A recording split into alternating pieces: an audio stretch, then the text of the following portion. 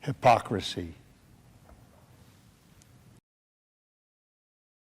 Hey, what's up, guys? Welcome to Lawsplaining the Interwebs. I am your humble host, Nick Rekieta of Rekieta Law, a small little law firm in central Minnesota. How are you guys doing today? I was trying to sweep this week, clean sweep, on time every day, and then Lady Raggets was watching TV, and I was sitting there reading a book, and then suddenly I realized that I was asleep.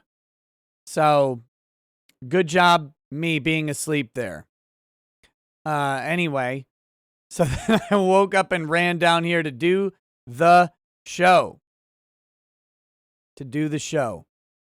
So, how are you guys doing? I hope you're doing well. Are we having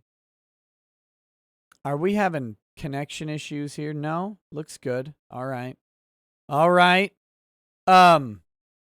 Okay. So tonight we've got kind of a smorgasbord, a buffet, a cafeteria approach. There's no single big thing to read through. We have a bunch of little stuff, but more importantly, I am here for you. So we're going to just have some fun tonight. We're going to talk through some of these stories and things. We will be reading a new filing from the wonderful Melinda Scott. From the wonderful Melinda Scott, we will be reading her latest filing, which is a reply to the response to her motion to recuse the judge.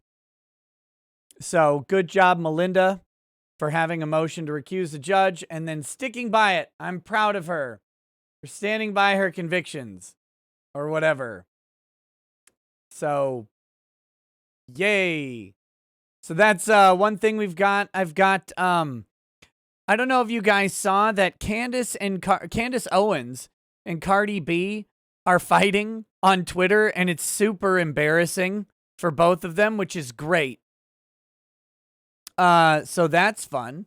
So we're going to just take a look at that, laugh at these two very unique ladies.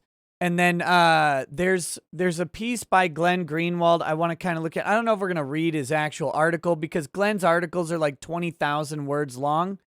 But he's making some points there to talk about. And other than that, it's a chill stream. This is hangout time, chat. I'm going to try and interact with the chat a lot for this stream. And then, that's that. We've got a couple housekeeping things to cover here. And let's get with the most important story of the day. I know you guys are wondering, and it seems like an eternity ago. The eternity ago when I went with Q to go get donuts.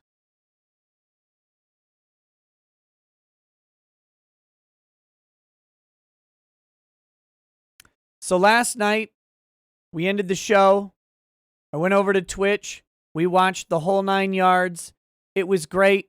It was a lot of fun. We had a nice fun time watching a silly movie. And then I went upstairs to get a couple hours of sleep before Q from Out of the Darkness was going to pick me up. All right. Went upstairs to go grab some shut-eye. So I sat down in my massage chair. I turned it on, closed my eyes, woke up. Q called me right at 6:05 a.m. He's like, "Hey, I'm just turning down your driveway. I'll be right there." I'm like, yeah. So I went, got in the car. We start driving for donuts. Now, these donuts are 2 hours away. They're 2 hours from my house. They are in a suburb of the Twin Cities. And so I'm like, all right, man, well, let's go. What's the best way to get down there? Because there's like 3 different ways to go, 3 different main highways to go from my area to the Twin Cities. You can take 94, which kind of takes you, which kind of takes you up on the north side of the cities. However, it's 94, so you can drive like 150 miles an hour. So that's kind of nice. But it is up on that north side of the city, and heading into the city in the morning on 94 is probably a bad bet. Not really a good thing. You could take 12, which takes you directly into the heart of Minneapolis. And that's not the best route either, because it's going to take you right into the heart of the cities. It's going to drop you off at 394. There's a lot of people who are going to be going into work at that point, that time of day. Again, a bad one. But there's Highway 7. Now, Highway 7 runs kind of into the south suburbs. You can actually take Highway 7 most of the way in and then veer down. I think it's on 40 or something like that. I don't remember the exact road. That'll take you down in the Chaska-Shakopee area. Now, this place is in Shakopee, Minnesota. And this is, so it's kind of down by like where the horse track is and down by one of the big casinos. So we're like, yeah, we'll probably take 7 down there. That'll be fine. And so we're going to do that. But I want to be sure on this. I want to be sure on this because we're just a couple minutes away from my house. And I'm like, let me put it in my phone and then we'll make sure that's the best way to go. We'll see what our tech overlords suggest about the time to drive in. I look. Opens Wednesday, 6 a.m. Wait, what? Maybe Google's got it wrong, so I call. Answering machine says, hi, we're either really busy or we're closed. Our hours are Wednesday through Sunday. Wednesday through Sunday? You think you get days off? You make donuts. You don't have time for days off. That's like, did Jesus take days off? No. He's like, look, I don't have time. I'm busy. You're a donut maker. You can't do this. This is criminal. Days off. Like it's some alternative weekend. Hire people. Do anything. No donuts Monday and Tuesday. Because apparently Monday and Tuesday people all just deserve to die. Starving and alone in the streets. People only get to eat on Wednesday. Like some sort of bad Catholicism or something. It's like Ramadan every week. Oh no, you gotta fast these 2 days. You don't get to break your fast and have donuts and kolaches. Nope. Welcome to Islam. Brought to you by Vietnam, by route of Texas Donuts. This is a tragedy. This is a tragedy. I don't worship Muhammad. I want to eat donuts.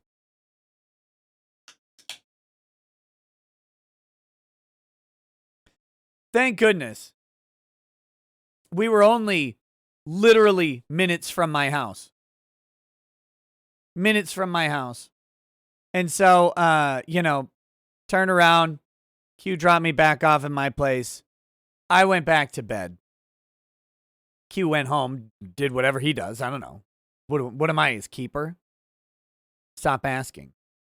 He went to go do whatever he does. And we will have to do donuts another day. I can't do them tomorrow. I can't do them Thursday. And I can't really do them Friday. So I'm not sure what to do with my life right now because the donuts just aren't going to work out this week. Corona, you're very, very concerned about my hoodie, and I understand. This is a really thin hoodie, but I was outside a lot today. I'm getting there.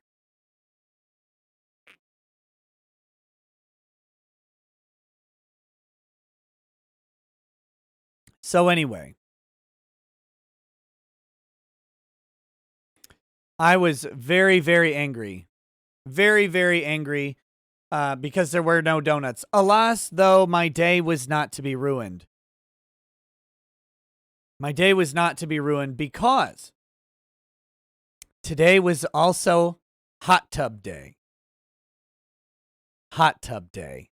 That's right. Today was the day of the hot tub. Which is why I'm wearing a hoodie, because I was outside a ton as they brought the hot tub. I had to clear snow off the deck because God decided to dump snow all over this wretched state again.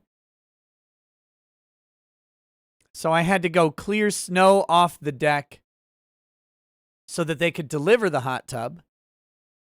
Then I had to have the electrician come out and finish hooking up the electrical boxes so the hot tub would function.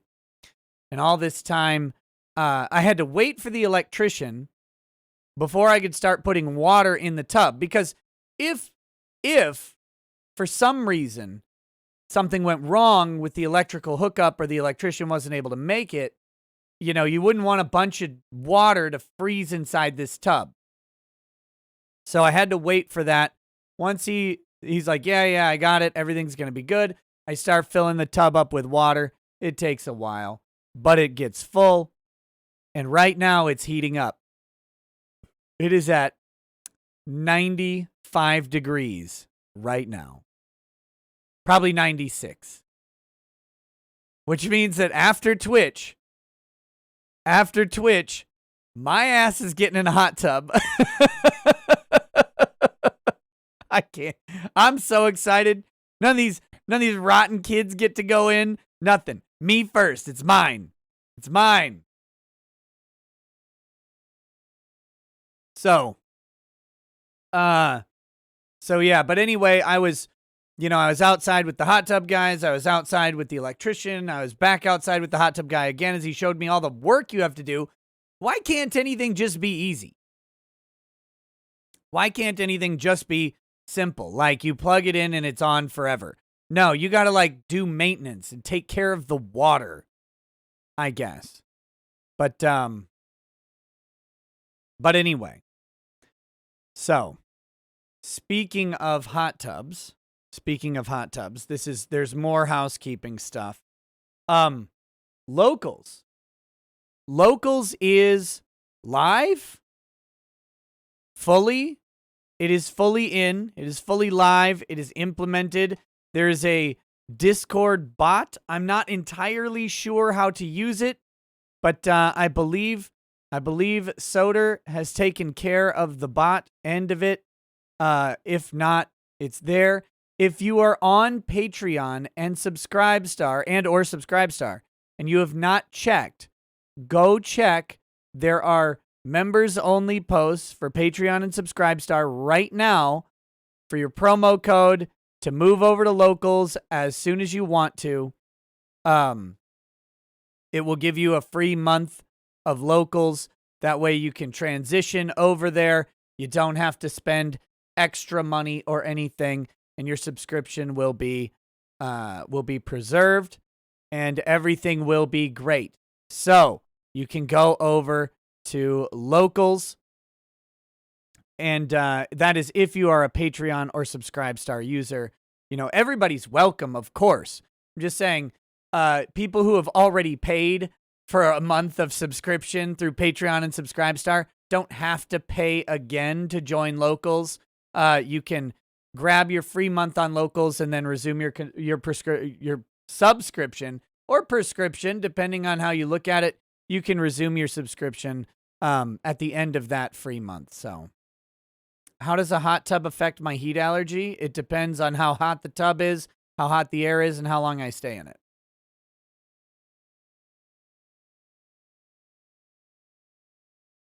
So, that is fully up and operational. Yeah. What else is going on?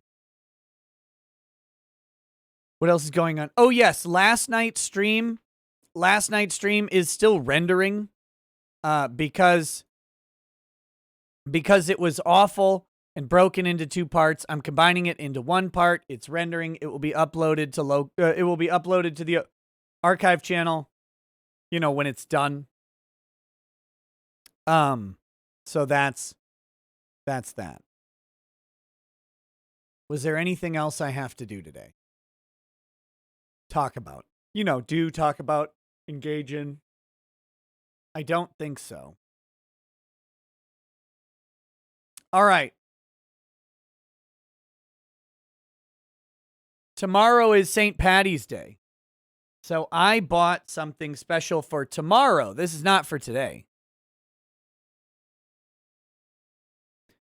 Nerd, you don't have any kind of doohickey majigger to separate the tiers, by the way.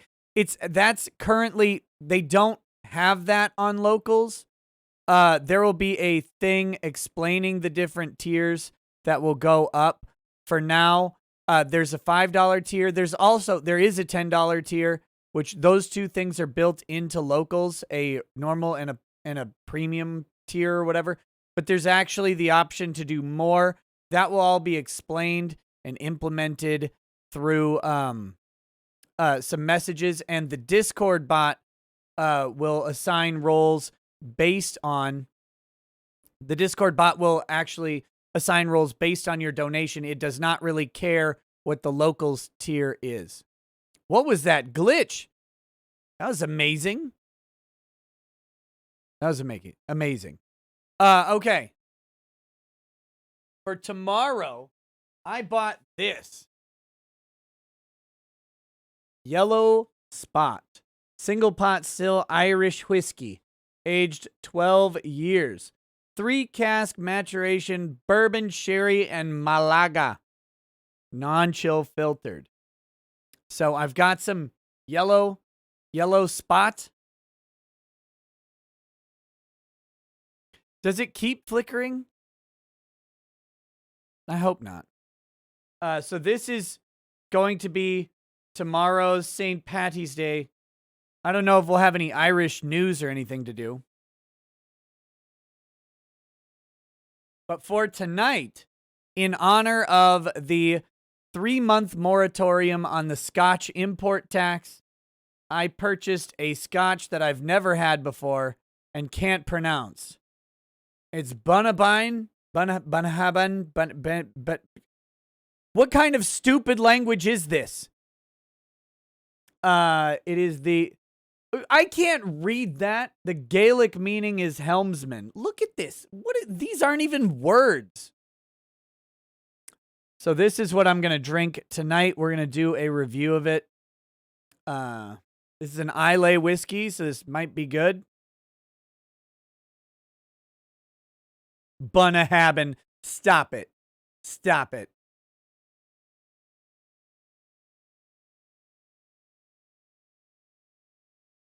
Pretend language.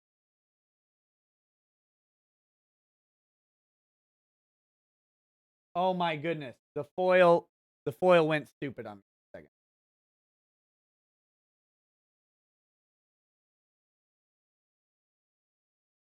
Terrible.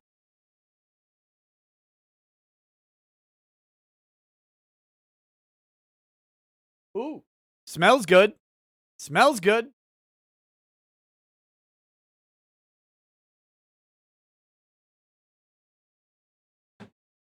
All right.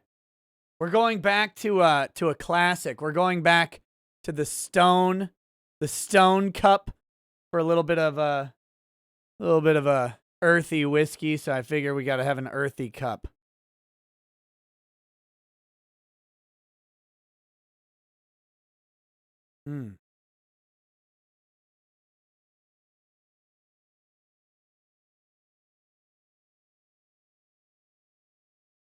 The glitch happened. The flickering and the glitching is probably due to the rendering in Premiere Rush that's going on in the background. All right.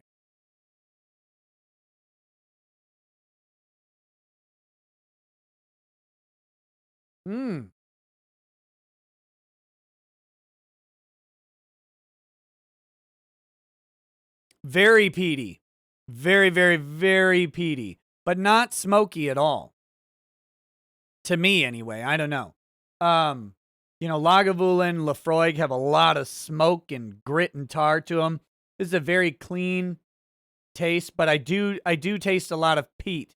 And if you don't know what peat is, it's basically, I don't know, the Earth's feces or whatever. I'm kidding. It's a little plant that grows all over the place, and then they put it into whiskey. I don't know. It's less peaty than Peat Monster, yeah, but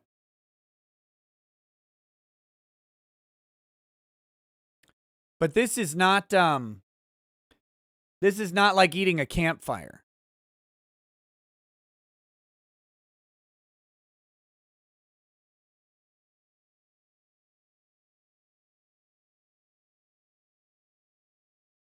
That's good. Man, that's good. It's really, I mean, that peat flavor is heavy in the whiskey. But in a completely different way. Like in a Lagavulin and in a Lafroig, it's really in your face and it's mulchy and gritty. It feels very manly, like you're outside eating the earth, daring it to try and live through your gnashing teeth. This is more refined than that. This is like someone filtered a bunch of liquid through grass, and you just kind of get the essence of it. But it's really a strong flavor. It's just not as tough. It's just not as tough. So it's yeah.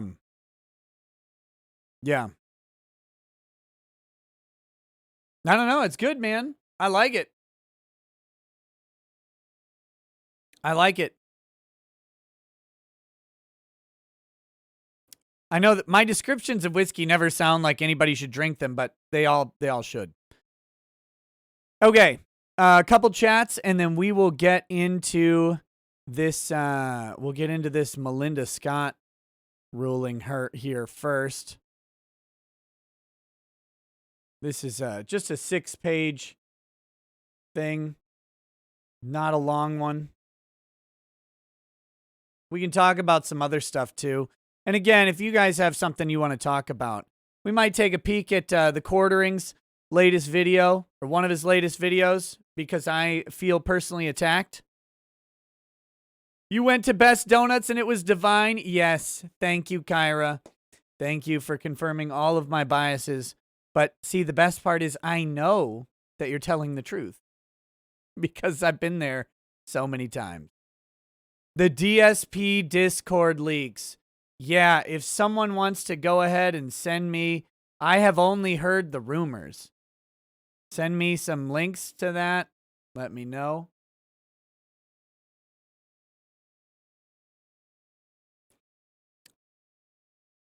All right. Frederick Little says, hey, Nick, it's after midnight here in Western New York. So to you, Lady Rackets, the rest of your family, as well as everyone in the chat, happy St. Patrick's Day. Enjoy and be safe. Oh, well, thank you, Frederick. Happy St. Patty's Day back to you. Have a glass for me, lad. So that is good stuff. I'm digging this whiskey.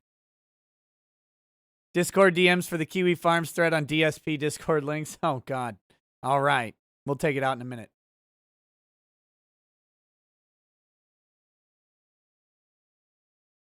You guys want to know a secret? Do you want to know how I learned my Irish accent? That's how Spectre sounds. Spectre being a native Irishman, he sounds exactly like that.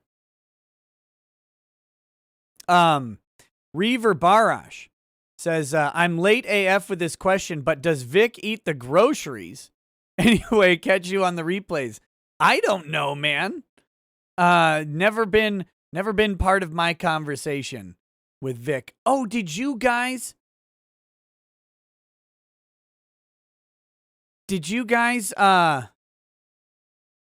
see the thing that happened on Vic's stream? Someone sent that to me.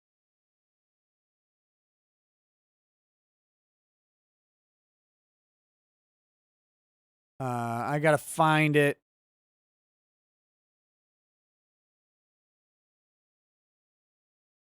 I gotta find it. Where was this thing? Oh no, I was tagged. I was tagged in this, I believe. I might have even retweeted it.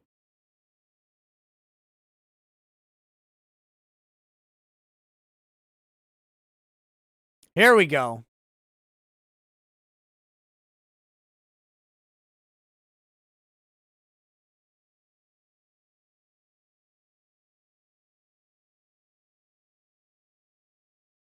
All right, I hope you guys are ready for some. We got some clips. We could do this as a clip show too. Got clips. I'm in a good mood today, guys, even though I'm without my donuts. Here we go. Check this out. This is very important. So someone tweeted this to me. Says, so this just happened. I think it's perfect. I know you've said the same thing on your end too. Real Vic Mignogna, truth. Nick is Nick and Vic is Vic. So here we go. Let's take a gander. Oh, what? This video's unavailable or not supported. Wait, what? What happened? Maybe if I click on this thing. Here we go. When am I going to tell Nick Rekieta to stop being vicious? I don't tell Nick Rekieta anything. That's Nick Rekieta is Nick Rekieta. He didn't tell me what to do. I don't tell him what to do. People, that's the point, guys. The point is people need to be left alone. People need to be left alone to live their lives and not be. Okay, I want you to. This is the important part of this. Look at it. It's right here in all caps. When are you going to tell Nick Rekieta to stop being so vicious? I almost want it framed. I almost want it framed. I love it. I love it. And Vic is, you know, he's exactly right. I don't tell him what to do. He doesn't tell me what to do.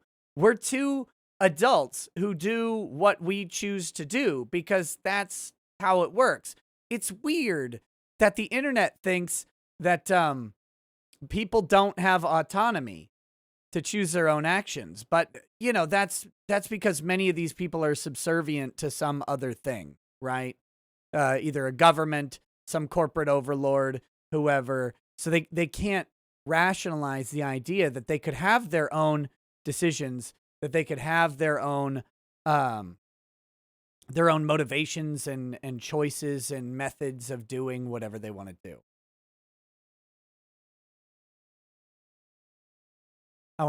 Let's do that one more time here. I loved his reading face there. When am I going to tell Nick Rekieta to stop being vicious? I don't tell Nick Rekieta anything. That's Nick Rekieta is Nick Rekieta. He didn't tell me what to do. I don't tell him what to do. People, that's the point, guys. The point is people need to be left alone. There. Nothing else needs to be said.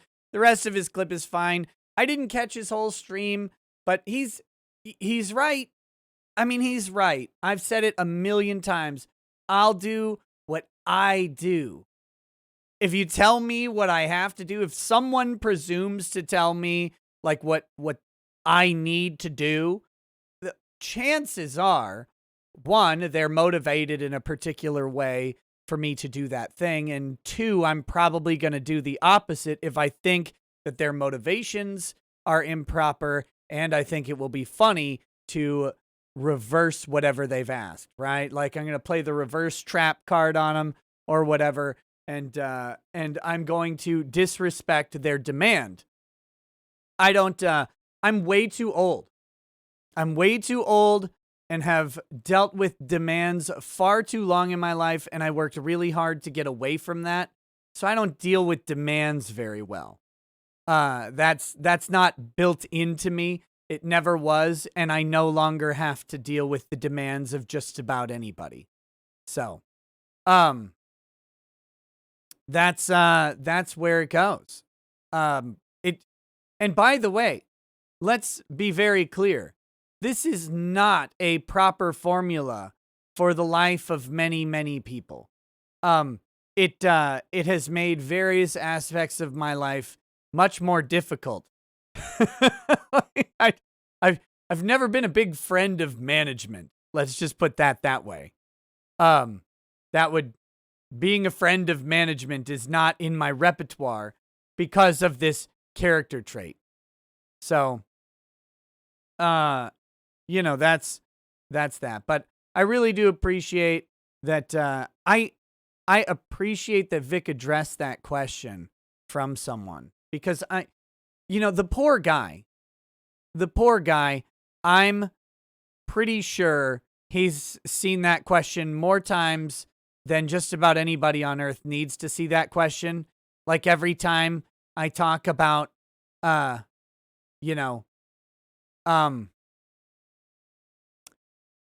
if Jamie Markey could squeeze into a bikini as easily as she squeezes a pound of cheese into her mouth, the world would be a better place. Like, every time I say something like that, somebody somewhere has a unicorn impale their anus. And that's how it goes. They can't deal with the fact that someone might go out on the internet and be mean. Well, I'm sorry. That's just who I am. And stop eating cheese by the bucket, you disgusting lady. Okay.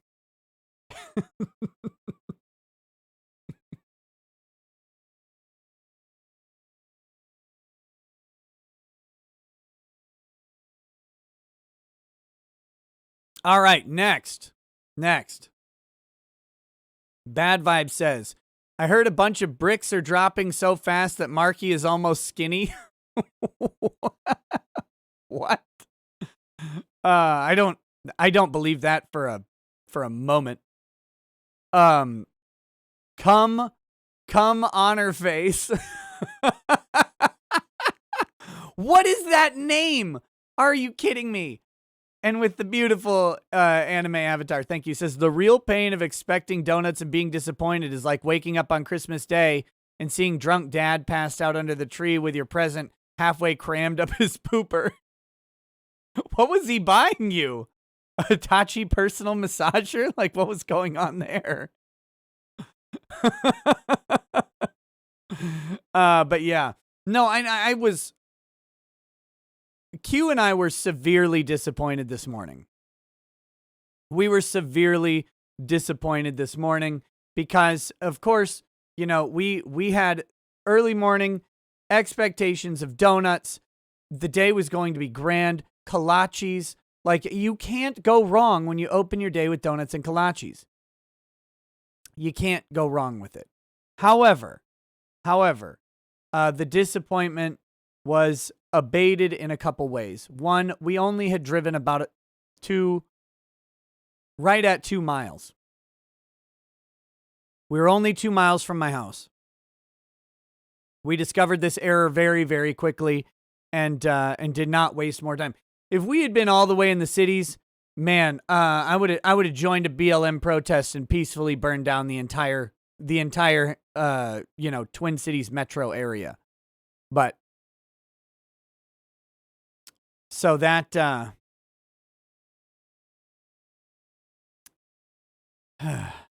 I'm glad we didn't have that happen. But it was a little sad. Your story about the dad is very specific, though, and that's kind of horrid. Lost Bullet says, what if Monica spread the cottage cheese on her lady bits and had Ron lick it off? What if it wasn't actually cottage cheese?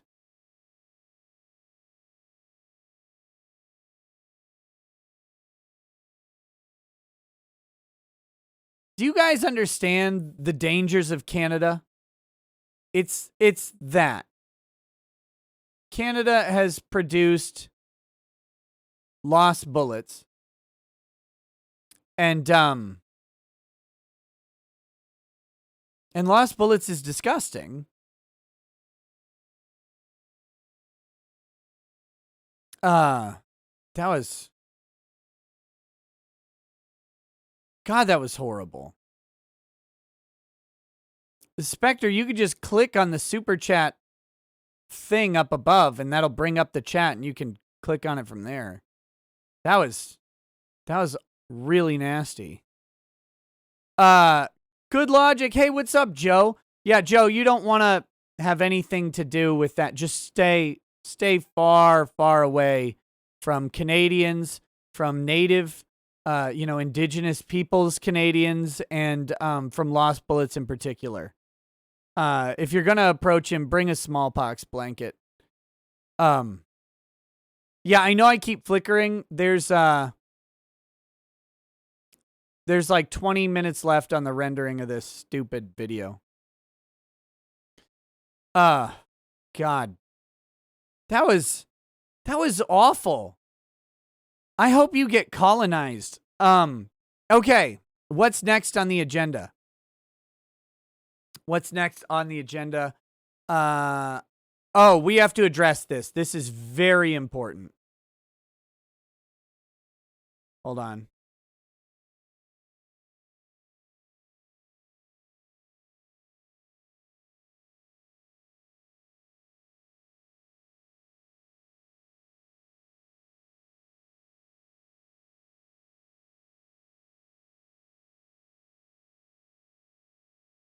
Okay. Let's get your headphones back on here. This is, Did you see Vice President Biden green screen break while giving a fake interview? Nope. Sounds great, though. Here we go.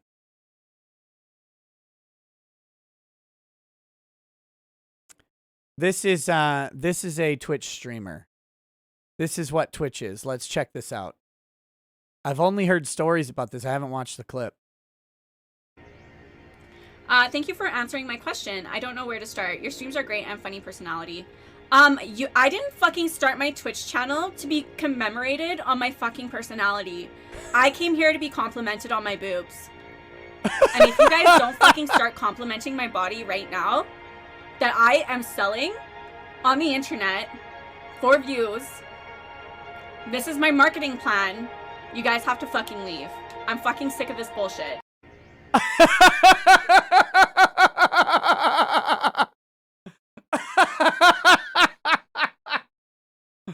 Oh.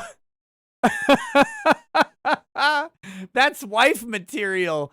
If you are an unwed, unwashed masses, go get her. Go get her.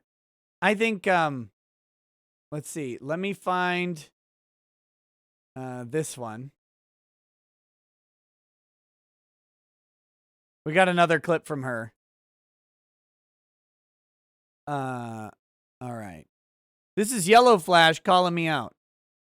Yellow Flash calling me out here. He says, she only accepts true kings, Ricada Media. Will you dethrone her? Well, we're going to have to figure out how to try. Let's see what she says. I don't want to spoil it. Here we go. I'm gonna fucking ban you if you donate less than 10 bits.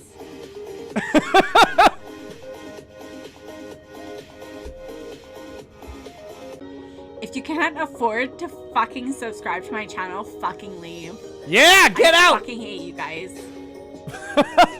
Stop sending 1 bit. If you can't afford to subscribe, fucking leave. You can't afford my channel.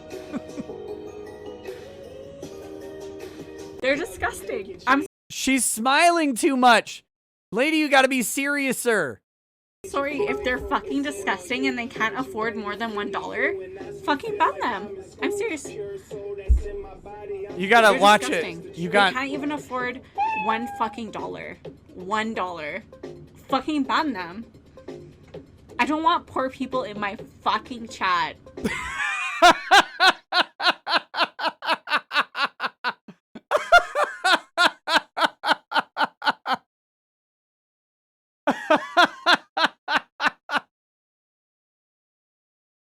don't want poor people in my fucking chat. This chick's hilarious. She has a little bit of an inflated value of her attractiveness, in my opinion. Yeah,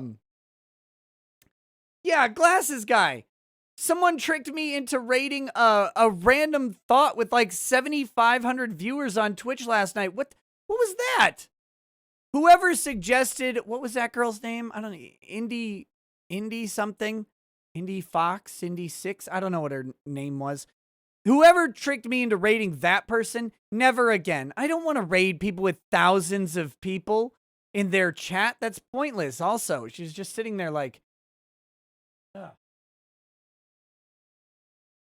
Terrible. All right. Let's keep going. I don't want poor people in my fucking chat. Serious at this point. If they donated less than 100 bits, fucking ban them. She went from 10 to 100. That's inflation.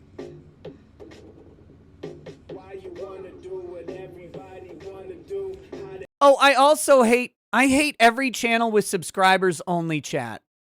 On Twitch, don't. Seriously. Look, if you suggest to me some Twitch person to raid and they have subscribers only chat, I'm going to ban everybody. They're disgusting. I'm sorry if they're fucking disgusting and they can't afford more than $1. Fucking ban them. You already said this one. They're disgusting. They can't even afford $1 fucking dollar. $1. Fucking ban them. Who's she telling to ban? Okay, if anyone's donated less than 100 bits, fucking ban them. I don't want them here. They're poor. They're poor. I don't want them here. They don't even know how to donate at least 100 bits. Can you fucking ban them? If they donate less than 10 bits, can you fucking ban them?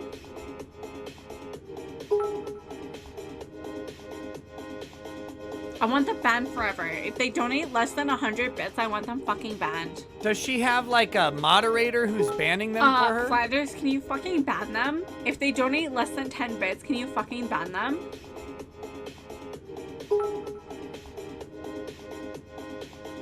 I want them banned forever. If they donate less than 100 bits, I want them fucking banned. Make up your mind, lady. Make up your mind on how much they need to donate before they get banned. Her accent is weird, man. Okay, let's be honest about this chick. I'm guessing it's a gimmick. I'm guessing it's a gag or whatever. She's smiling too much. I liked her first clip. Her first clip was funny, where she's like, "Look, I'm here for you people to compliment my body, which I've got on display. Start complimenting my tits or get out." That's funny. She nailed it. I think she's right on the money there. This thing with the donations and stuff, I don't think she's selling it very well. I don't think she's selling it. I'm not believing her that she actually believes this. Her performance is lacking. Okay. So that being said, let's do this. She's got an okay rack that she's got on display there. She should be careful because one of the times she adjusted that strap and there's a little crescent of areola coming through, and that can get you banned on Twitch. So just some professional advice. She should probably get those things taped up. If she's gonna wear a revealing bra like that, she should put some pasties on under it or something, or maybe use some tape. As far as the rest of her level of attractiveness, I mean, she's okay. She's okay, but I think the internet has degraded standards of what's an attractive woman. I don't know how that works. I mean, I figured by democratizing because, you know, it's like you grow up in like some small town, you've only seen 8 women in your life, and then you get to LA or Miami or something, and there's 10s walking around all over the place. Then like, oh my, getting texts in the middle of a show is terrible. So then you're like, oh wow, there are actually hot women here that don't just look like horses or whatever. That was like a meme. now with the internet, everybody can see hot women all the time.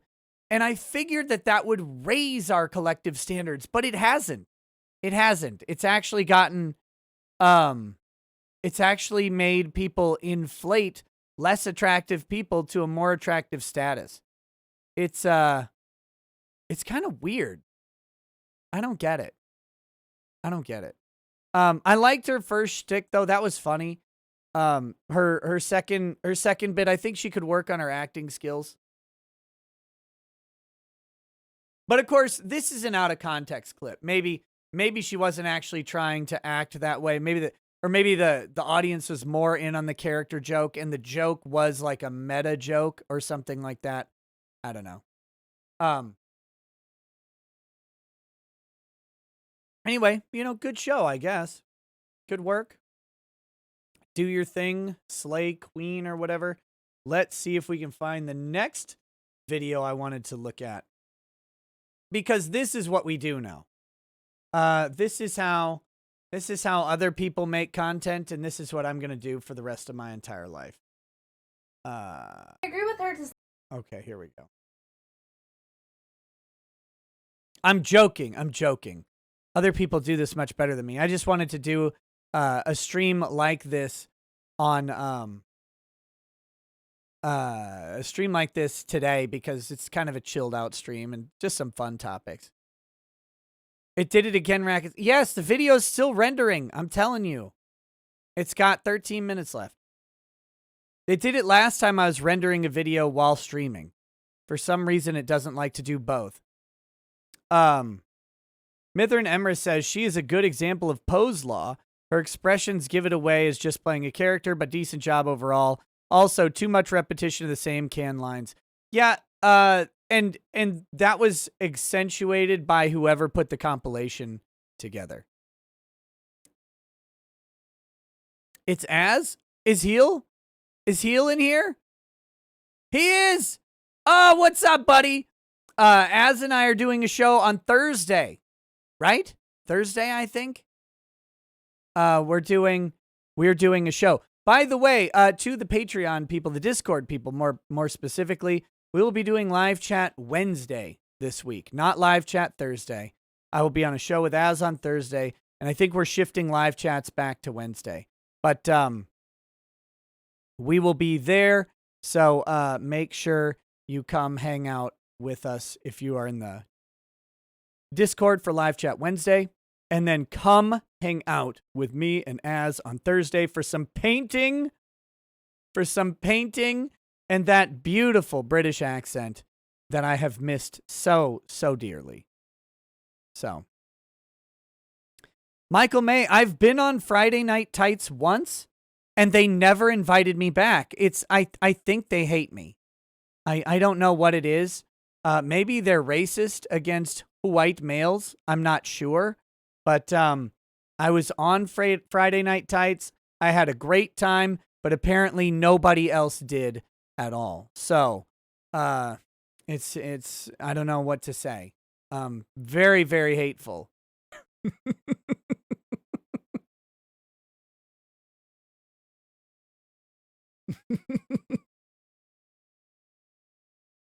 Okay, so here we go. Here's the oh wait, we got Claymore 1 says, "Hi Nick, just came back from what feels like a year-long deployment. I was on board USS Nimitz. Has anything changed or any good news happened with Vic? I'm a year behind." Claymore. Oh, pal. We are still waiting on the ruling on Vic's appeal. We're still waiting on it. It could come any Thursday. So, that is this. Amy Minty, don't worry. We're right after this clip. We're going to do a little law splaining with Melinda Scott's document. But this clip is explaining the law of thoughts. And that's an important thing. Because this is a topic now. This is me. I am calling out Jeremy Hambley of The Quartering, who I thought was my friend, but it turns out he is not. He has backstabbed and betrayed me one too many times, and this is the last straw. you'll notice from the title of this video. Look at this. Men ruin the new hot Twitch content, the hot tub stream. He has...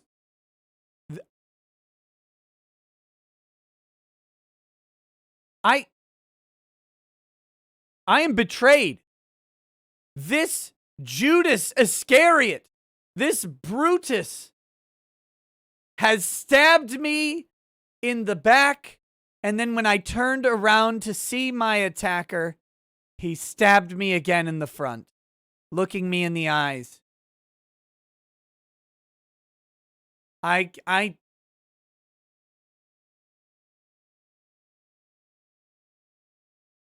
Let's take a peek at this real quick. I agree with her to some extent, i.e. men overseeing the women on the platform. I don't agree that we, the females, are to blame for this.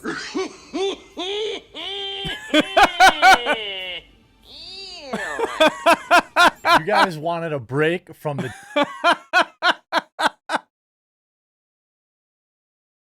Oh, Hambone nails it. Hambone nails it right there. Good job.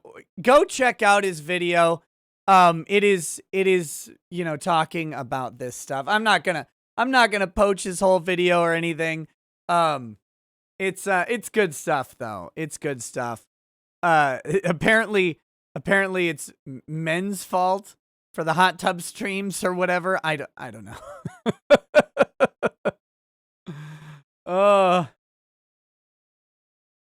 Oh my God. Yep, I am in the comment section as well. But yeah. Very, very, very, very rude of Jeremy. Here I am. I'm gearing up for Locals exclusive hot tub content, and he comes in and dumps all over it with his big giant channel, attacking little old me. What did I ever do? Jeremy's like, oh, I got 1 million subscribers. I'm going to stamp out this fire real quickly. Men can't do hot tub streams. That's what he says. And here I am. I'm just a little guy trying to climb my way up the ladder, trying to get to the top of social media. And I figure a hot tub's basically an elevator. And no, he cuts the cables. Ridiculous.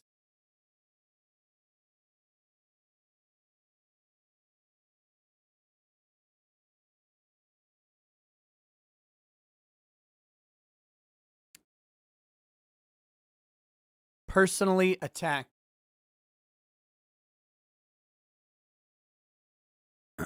Let's see. Here we go. All right. On to some law-splaining here. Dogsplain says Canada isn't real either. What kind of country would allow a person to call 911 because they want their surgical front hole christened by a fireman?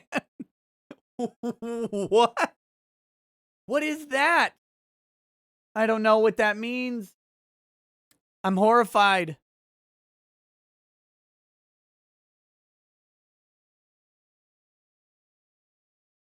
As I got my hot tub today.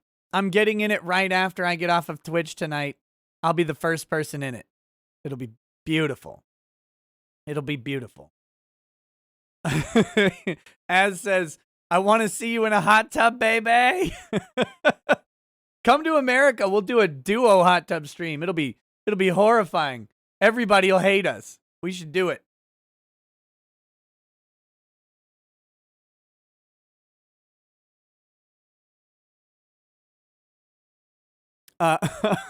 Okay.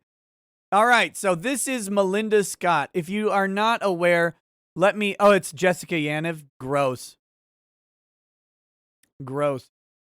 We are going to talk about Melinda Scott here. Melinda Scott is the definitely not crazy, totally sane woman who is suing Joshua Moon, who is the owner of Kiwi Farms, allegedly. Even though everybody knows it's Matt Jarbo, who's the owner of Kiwi Farms.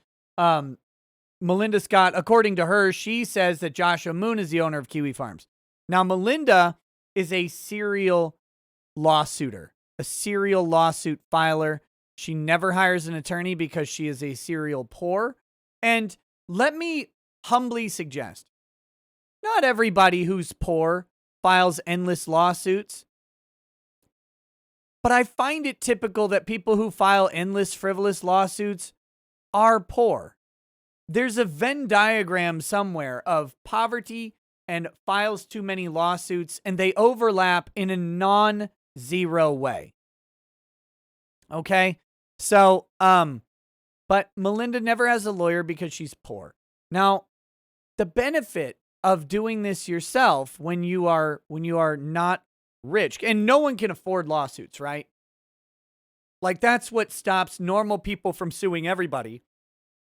There's a prohibitive cost. So you have to have a real amount of damage to make your lawsuit worth it. Or you have to have someone paying your bill, or you have to have a nonprofit who's willing to represent you for free, or something like that. But generally speaking, your average person isn't running around filing lawsuits unless they suffer unaverage amounts of damage. You know, even to the point where if you lose a job or something, it might be best to just move on, because your lawsuit could be, could cost more than you would stand to recover. So that being said, if you're poor though, and you don't hire a lawyer, and you petition for the court to file in this form called in forma pauperis, which is Latin for like as a pauper, as a poor person, the court pays all of your fees. They don't pay lawyer fees, but they pay all of your filing fees, your service fees, all of that stuff. And so Melinda is able to sue people without incurring a dime of personal expense. Her only expense is the paper that she types these up on and mails to the court, and that's it. And the people who have to respond to her have to expend hundreds, thousands to tens of thousands of dollars. And that is an awful, awful setup. At some point, this lady needs to be labeled a vexatious litigant, because someone has to hire an attorney. I mean, they don't have to, but it's advisable to hire an attorney and file against her. In this case, she inappropriately did some things with the court. And if Josh had not hired an attorney, she won a default judgment against him. A default judgment that would have turned into some monetary judgment following a hearing that she could have lodged and then moved to Florida and presumably executed against Josh Moon. And then he would have a judgment. She would try to collect from it. It would be a big mess, but it would be a hassle for him. And it could impact tax returns. It could impact all sorts of stuff. I don't know what all of his situation is, but it messes with your credit score. It can really be a nasty cloud hanging over your life, having an outstanding judgment. So the fact that she's able to do this and was about to achieve victory, other than the fact that Josh got a lawyer hired, and that lawyer has been competently representing him and got the judgment overturned and all of that stuff, you know, he had to pay for that. And based on the work that's been done, she files so many frivolous motions over and over and over again. And each one of these motions, you know, is several $100s to respond to, because his lawyer has to type a response. His lawyer has to read her motion, decide if he needs to respond, decide how to respond, type up the response, file it. There may be a filing fee. You know, all of this stuff has to happen every time this crazy lady opens her typewriter, I guess. And that is a nasty element of the U.S. court system. It is ugly, ugly, ugly. And Luis89 says, can't someone sue this woman? She has nothing to take. She has no money. She's doing this not only with your government dollars paying for her legal fees, she's also likely on some sort of public assistance.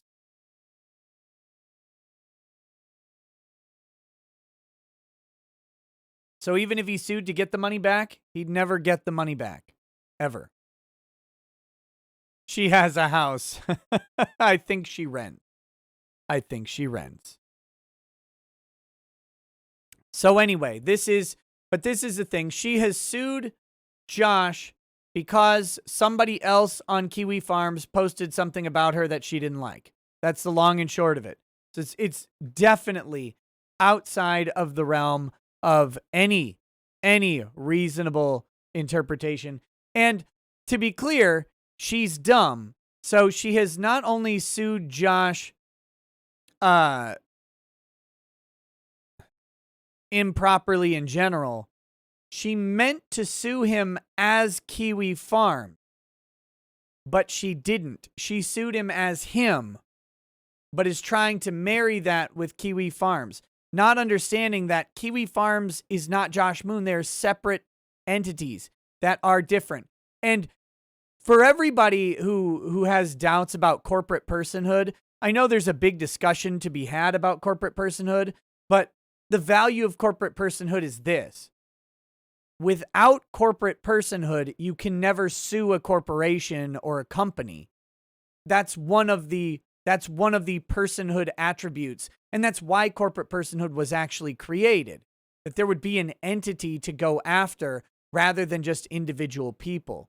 So, having that separation of who you are from who your business is actually a pretty important thing in the lawsuit world. So, okay. Spectre says she doesn't even rent. She was evicted from her house and now resides in a motel. Beautiful. Beautiful. Here we go. So she has asked the judge to recuse himself from the case because he is quote unquote sexist. That is what happened. So Josh's lawyer filed a document stating that that is not a proper basis for removal. Her justification that the judge was sexist was that the judge ruled against her and she's a woman. I'm not kidding. I'm not exaggerating anything about that. That was literally her argument. The judge is ruling against her. She's a woman and the other party's a man and the judge is a man. So therefore the judge is sexist and that's why he's ruling against her. So, yeah. Let me give you a guess on how well that's going to work. Not well. Not well at all. But like I said, Josh has basically an obligation, a legal obligation to respond. So his lawyer responded and pointed out to the judge that that is not an acceptable basis. In fact, it's such an unacceptable basis that the Supreme Court of the United States has explicitly stated that using a ruling being unfavorable towards a party cannot be evidence of bias on its own. You have to have other evidence of sexual bias, racial bias, or something other than he ruled against me, therefore he's mean. That's not how it goes. All right. Comes now, I bet. The plaintiff, in accordance with Local Rule 11C, which permits the moving party to file a rebuttal brief within 7 days of service and responds to defendant's opposition to plaintiff's motion to recuse. Argument. Federal law permits recusal when it can be demonstrated that a judge has a cognizable bias against a litigant. Plaintiff has no contention with the fact that recusal cannot be on the grounds of an unfavorable ruling.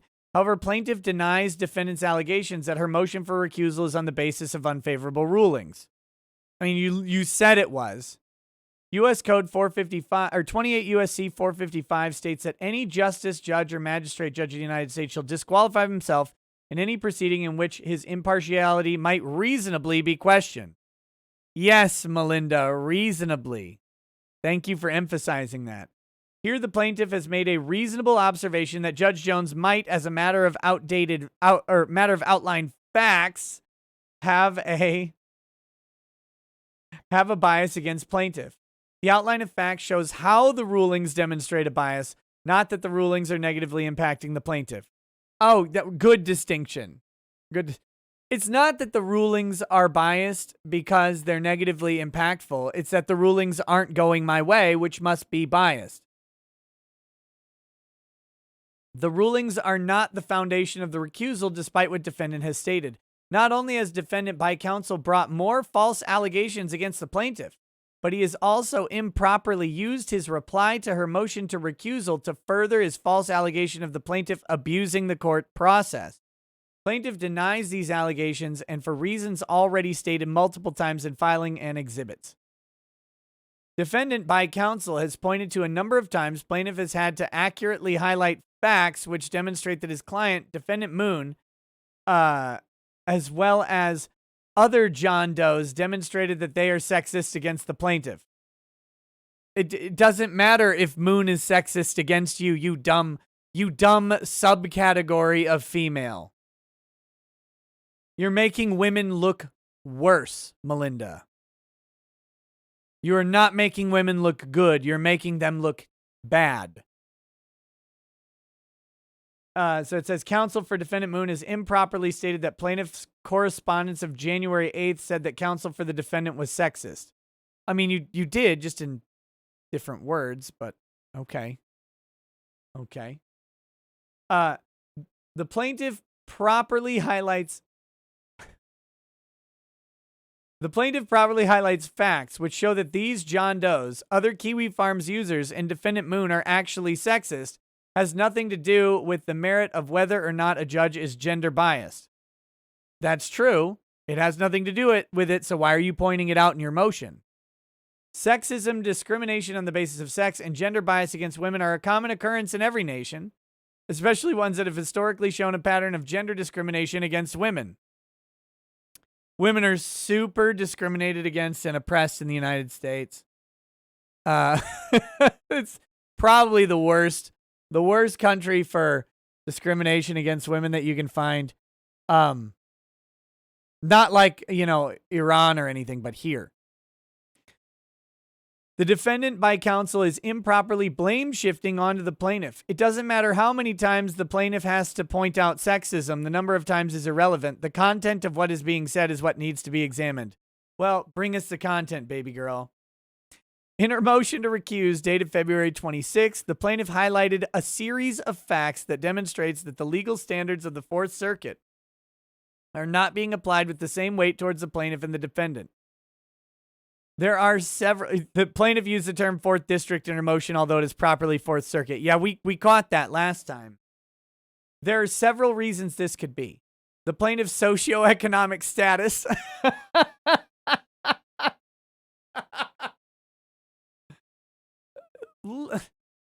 Melinda, it's not that you're poor. It's just that you're so poor. No, it's not that you're poor. It's that you're dumb. Her family orientation, which is 9 times an ex-wife. Is that the number now? Is it up to 11 yet?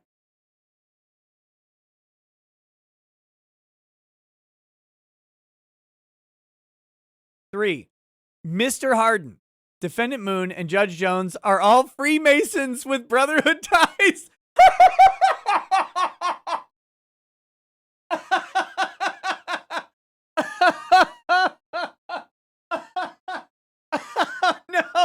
No, she figured him out. Moon's a Mason. Oh, it makes so much sense. Oh my God.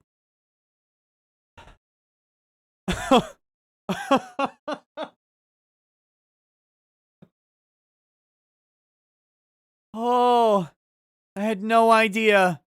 I had no idea that was in there. Oh my God. Guys, there's only 4 possibilities, and that's the third one. All right. The plaintiff's gender. Okay, let's reread this just a little bit. There are several reasons that this could be, and she lists 4.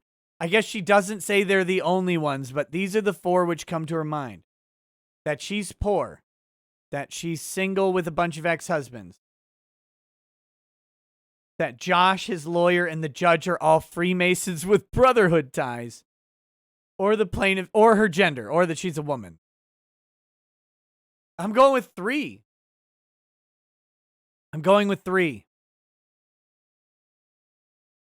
Plaintiff has no proof that Judge Jones, Defendant Moons, and Counsel Harden are Freemasons acting in concert, which would pervert justice.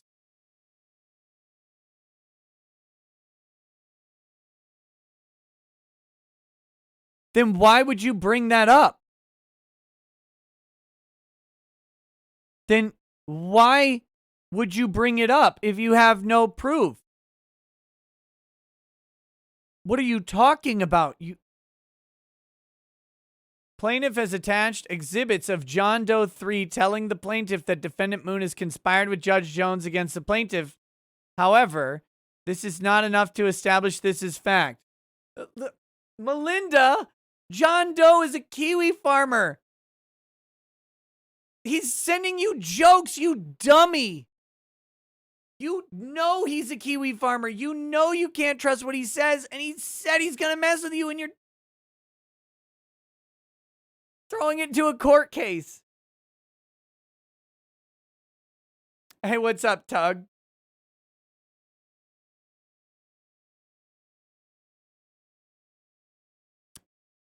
Based on other facts, plaintiff has no reason to believe that Judge Jones' bias is due to her socioeconomic status and family orientation. This leaves only one possibility. Oh, well, there we go. Look, if you take the a priori assumption that the judge is biased, and then you develop a theory of the 4 possible reasons for the bias, and then you eliminate 3, you've inductively deduced the conclusion, right? That's how that works. First, you start with the assertion of the bias. You go, okay, this guy's biased. Now let's figure out why. We can inductively determine the reasons for the bias based on facts, and then we extrapolate from those, and we create something. So we create a list of these 4 things. Well, I probably hates poor people.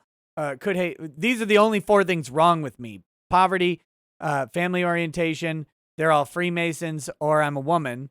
And then we deductively reduce the 3 and say, well, it can't be these 3, so it's got to be because I'm a woman. That's amazing. That is.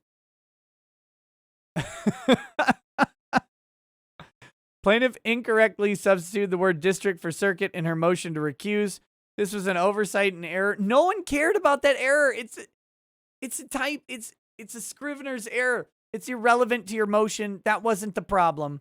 The motion should be read to read 4th Circuit in each place that plaintiff typed 4th District. However, plaintiff reasserts all of her claims about bias in the motion to recuse. The legal standards of the 4th Circuit are not being equally applied to plaintiff Scott and defendant Moon in this case. Oh, wow. Oh, wow. Certificate of service, please have the attachment. Here we go. Here we go. We got to read these email threads. Here's the first one. 11:18, 12:39, 1:03, 12:44, 12:34. I'm trying to decipher which one came first. This one. Okay, here we go. This is the first email. Raffle Ganowitz. $1. I won't pay any more than that nominal sum to be removed. I was just following orders, as was Carl, and useless. And certainly 11th Amendment immunity will shield us. You motherfucker. You need to go after the corporate and non-state actors, as they can be made to pay. Certainly any info I give you can only help you in getting to the bottom of this. All of us involved in dealing with you are in agreement about this. You well know that the people directing this are very wealthy, and it behooves you to effect a quid pro quo with us in exchange for vital information. Let me know if this sum is agreeable to you. This motherfucker. Oh, come on. Melinda, I will decline your offer because I am unwilling to risk removing you permanently in exchange for nothing. False information. Rafal Ganowitz says, that's your prerogative, I guess. Nice talking to you. Too bad, though, as I think you and the feds would be extremely interested to know the relationships between your landlord, certain players at Wise DSS, and the coal bosses, and Jones. It goes back a long way and has little to do with you. You're just the latest squeaky nail they need to pound to keep their operation going. Come on now. This guy is an asshole of catastrophic proportions. Oh, no. Oh, no. Here's her response to that. Oh, God. That is what you are saying, and I am inclined to believe you. However, without an assurance that I'm not being duped, I'm not willing to remove either of you as a defendant at the risk of being deceived. Melinda, it would be a tragedy if you were being deceived by this email.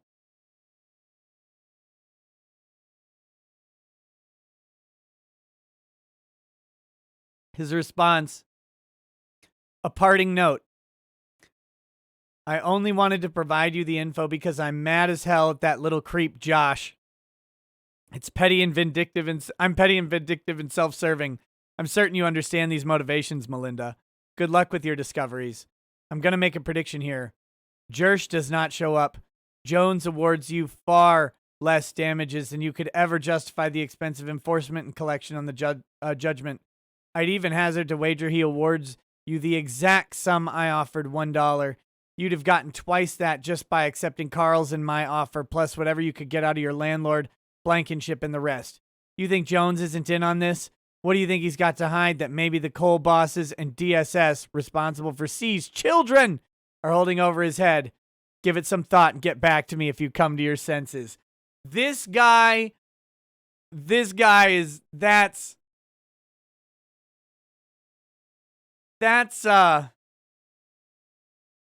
like an Italian mom cooking you dinner level of trolling. That is,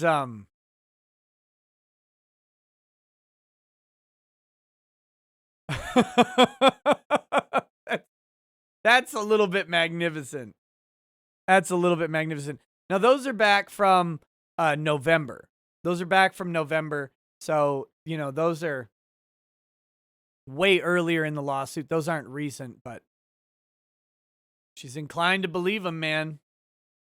Inclined to believe him.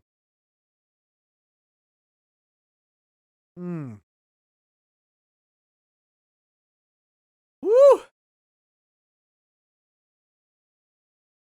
Okay. I can't believe. I don't know what to do.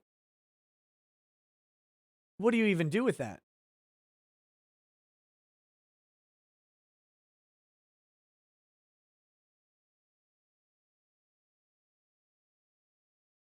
Spectre, what is this clip of me?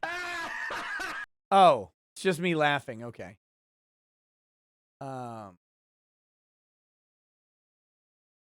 Let's do.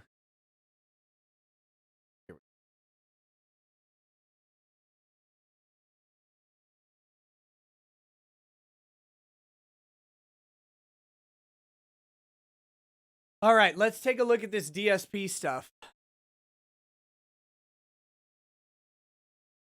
Let's take a look at this DSP stuff. Here we go.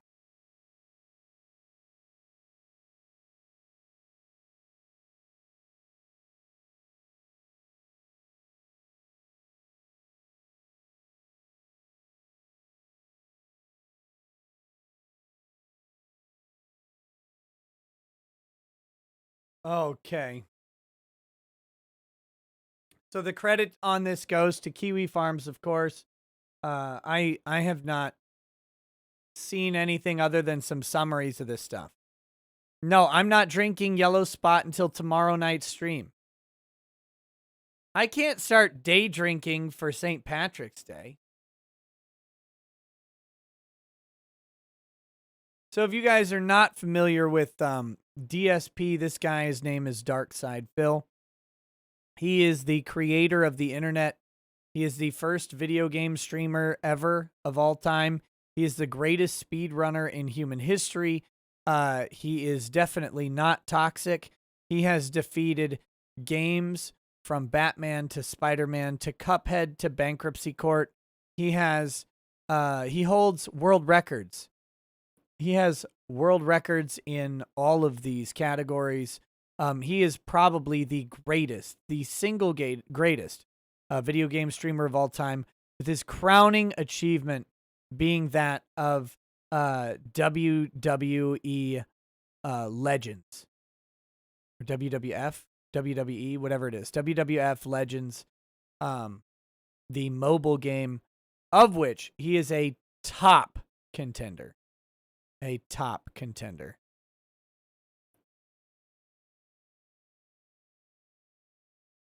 He is also immune to everything. Nothing he does. WWE champions. Thank you. Thank you. Greater men than I have explored this topic, but I'm trying to give you my layperson's perspective on this. Okay. He is unkillable. He is unstoppable. He is unflappable. He is definitely not unfuckable.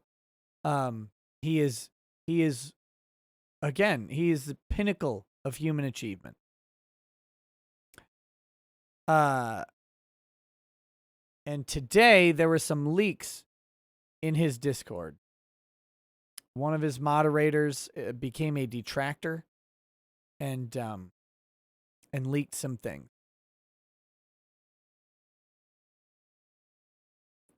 So welcome to the Great Nothing Burger of 2021. Battered wife, that anonymous over here, or that anonymous here. Our friend Phil Burnell has been doing some deplorable things. This thread is to get it all out before Phil can get ahead of the story and spin the narrative any way he chooses. He's already made it clear that even if the WWE Champions conspiracy is true, that it doesn't matter and his fan base will accept that. If you're going to shoot to kill his career, you need real ammunition. First of all, I don't know why the WWE Champions would kill his career in any way. He is a champion of champions. He is a true king of WWE. I don't get what the purpose of going after him on WWE is. He is merely denying the WWE because he is humble at his achievement.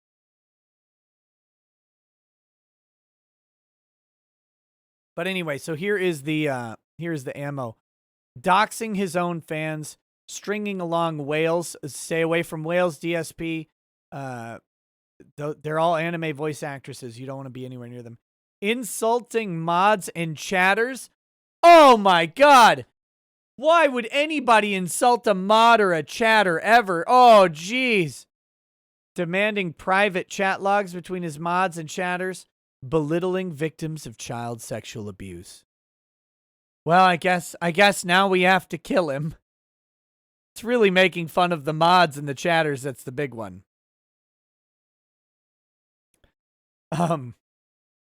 Does this person know that mods aren't even people? We documented the entire mod Discord server. Special thanks on supporting me through this process. None of this would have been possible without you, Lightside Bill. I've uploaded most of the server already. The entire Discord server. Clicking around to validate legitimacy, scrolling the unban appeals, Nightbot editing includes Nightbot filter and permaban list channels. I don't care about that. Scrolling the Twitch moderation channel. I don't care about that. I'm not going to watch those. I don't want to watch them scroll through a channel. That sounds really boring. Hey, what's up? Lightside Bill's here in the chat. How's it going, man? I've had Lightside on the show back during Phil's bankruptcy, which he conquered valiantly. You drank a monster, so you're wide awake. I am not a Burnell, so I did not include anyone's personally identifiable information. I have archived untouched copies of the originals.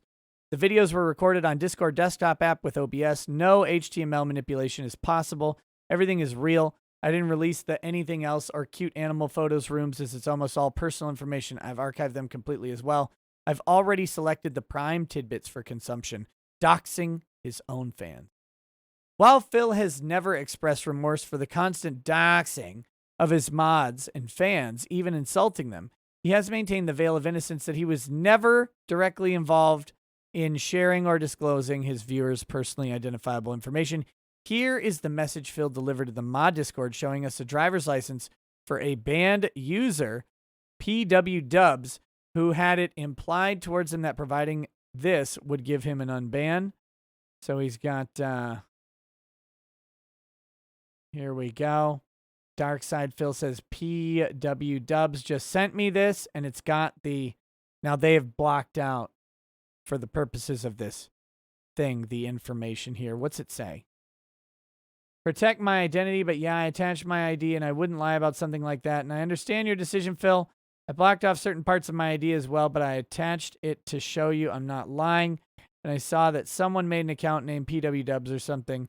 And honest to God, that wasn't me. So there you go.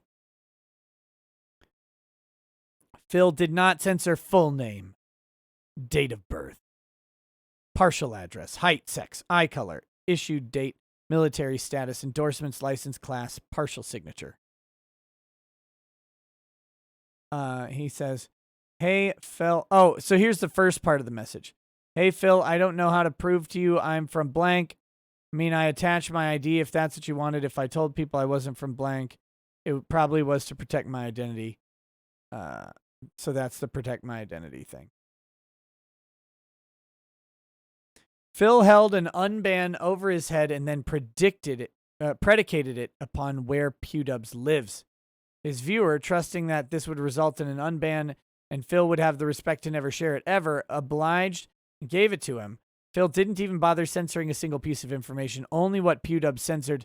I've done so in this thread because I am not a scumbag. Phil. Oh my goodness. Oh my goodness. They're very, very mad at Phil for this.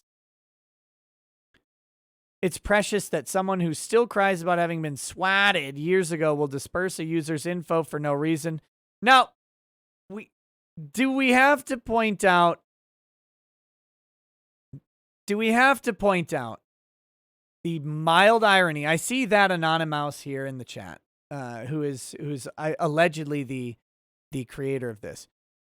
I do have to point out there's a mild irony here of the Kiwi Farms hand-wringing a little bit over some doxing.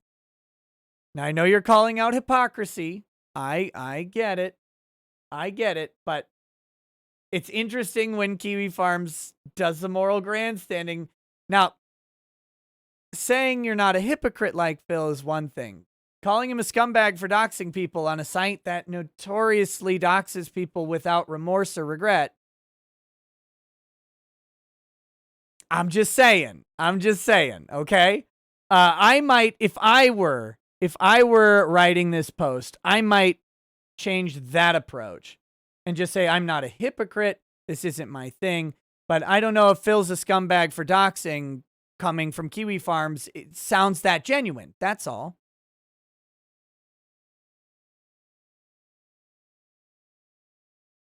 But again, you know, my perspective on Kiwi Farms is eventually everyone will be doxxed forever. And I believe I've probably already been doxxed over there. Okay, so here we go. It's precious that someone who, still cried about swatting will disperse a user's info for no reason. And the user tells Phil they're trying to protect their identity. This is still 100% available for all mods to view in the server. Here's Phil also saying in the server that he knows there are leaks in the mod Discord, even though he is doxing viewers in there. Now, is it viewers or viewer? I don't know if there's an extra one. You may have heard him on March 15th threaten a donator who charged back $6 in verified tips. That was not a joke. He wants you to verify your PayPal so he can see your information. He wants you to dox yourself in the hope of an unban. He's required personal docs in the past for rounds of supposed mod applications and then not selected a single applicant. Baldy in Phil's chat being one such victim. I never trusted him with legitimate, personally identifiable information. If he had my real docs, I guarantee he would publish it as a retaliation for this thread. Yeah, well, probably. Probably. You've fired a shot in the war on the internet.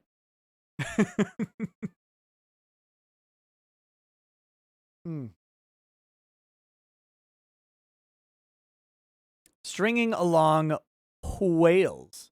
Phil's top whale of the week. His server will never matter anyway. Sorry, kid. Has been desperately striving to become a moderator. Months have been passing with the hopes dangled over his head. Even this year in 2021, Phil was giving them the impression they still had a chance.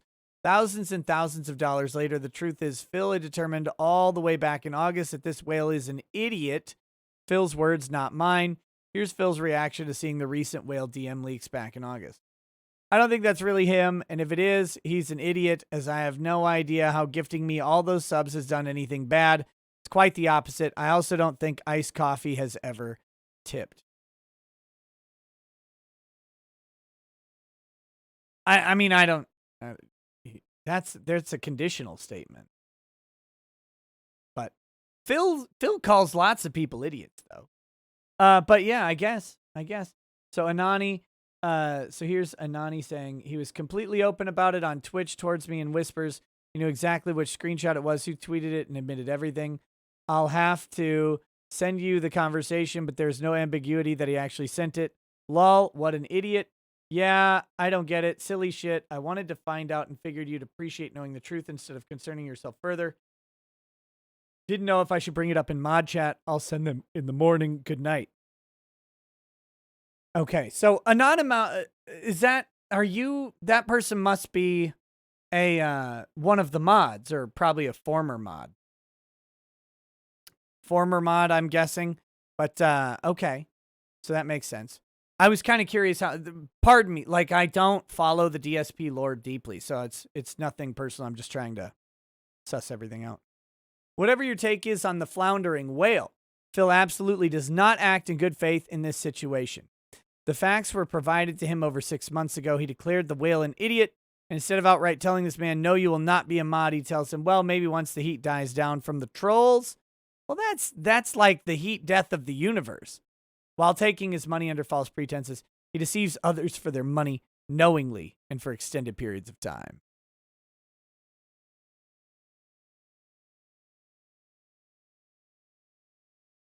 Invite Bill on. I don't know if I want to have a, why do I have these headphones? That's a good question. I have to like change the whole format of the show to do it, and I have to change cameras. I know it's nothing personal. I had a really good talk with Lightside Bill last time, but I'm not super interested in this far into the show bringing on another person and messing with the camera settings and all that stuff. So for tonight, no.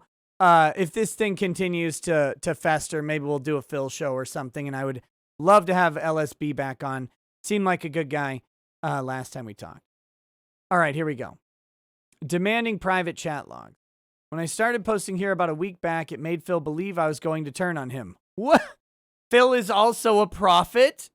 I think we've established right now that Phil was 100% correct, and he is the Nostradamus of the internet as well. Right? Like, I think we've just established that. Late the night of daylight savings time, Phil was up until 5 a.m., his time interrogating me. He wanted me to prove my innocence, and that involved sharing with him the entire chat logs of every conversation between me and the whale, who won't be mod.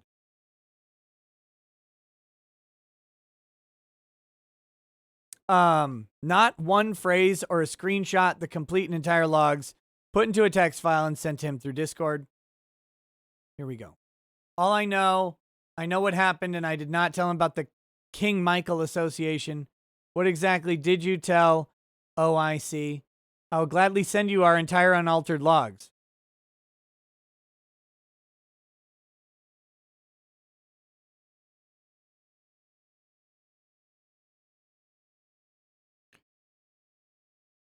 Is there more context here?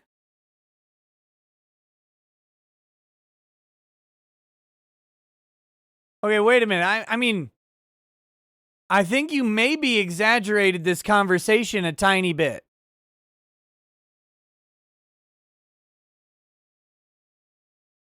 So he wanted me to prove my innocence, and that involves sharing with him entire chat logs of every conversation between me and the whale who won't be a mod. What exactly did you tell OIC? I will gladly send you our entire unaltered logs? That doesn't look like he's demanding those. I mean, unless there's a separate request there. Okay, I have them from his side, so this will prove you're truthful, and that's all I will need to know that you've been honest, which I believe. I think PW Dubs has been full of shit, and I think there's one particular person orchestrating all this. I mean, that seems like an exaggeration to me. There's more context? Well, I mean, you may want to edit in that context, because right there, it looks like you just offered him up. So I'm just, mild criticism, these are just notes. These are just notes.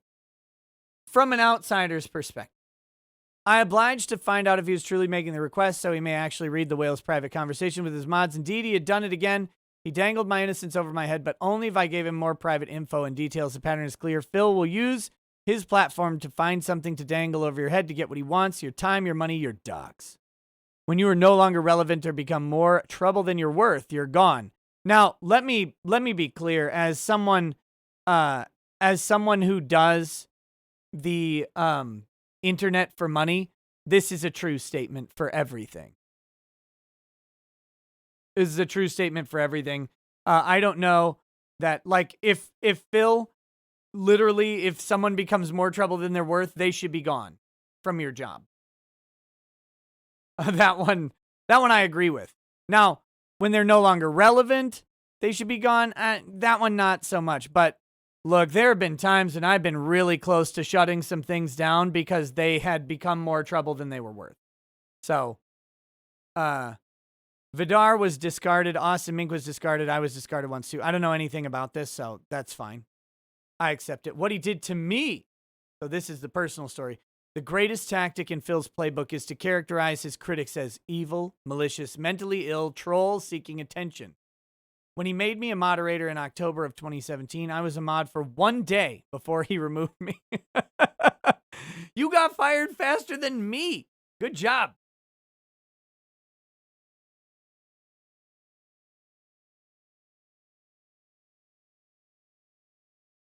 Matthew Lemons, you never have to say no offense. As soon as we're done figuring this out, this is about the greatest internet personality that exists, Darkside Phil. But as soon as we're done figuring this out, we're going to look at Candace Owens and Cardi B's little spat, and then probably wrap up with some Glenn Greenwald goodness, and then we'll be, that'll probably be a show. So if you want to hang around. If you want to bounce. It's cool. It's cool.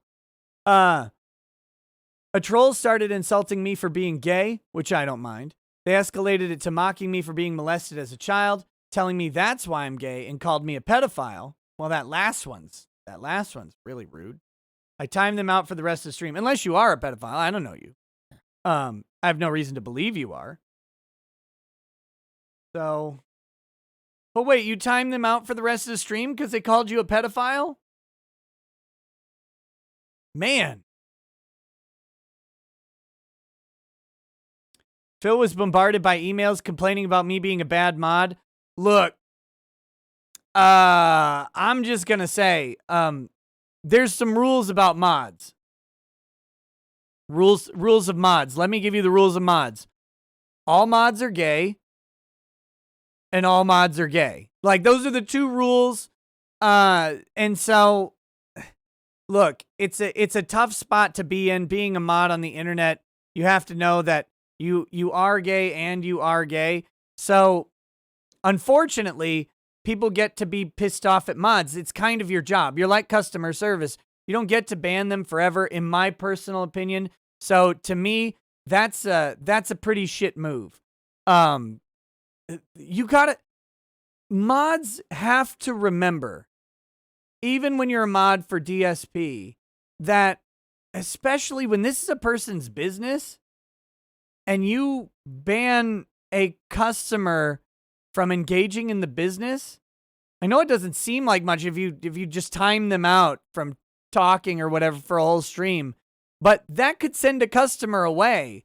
That's like someone walking into a Target and a cashier walking up and being like, "Oh, sir, sorry, you need to leave."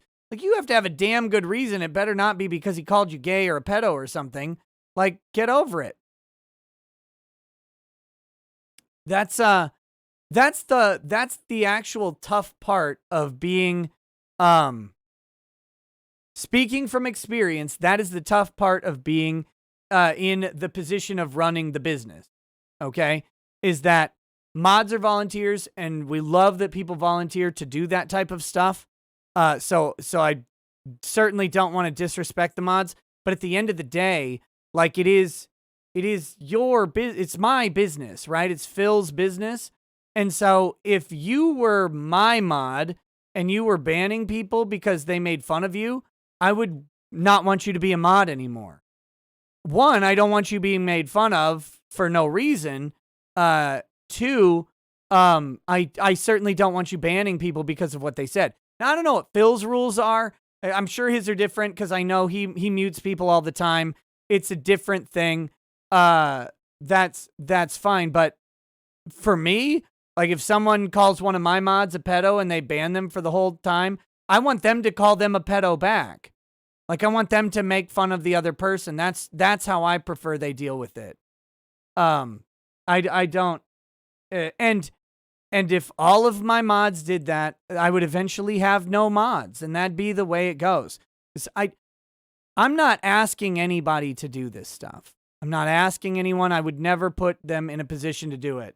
The people who do it, you have to have a little bit of a personality for it, and I like my mods, even though they're gay, because they tend to do pretty well with it.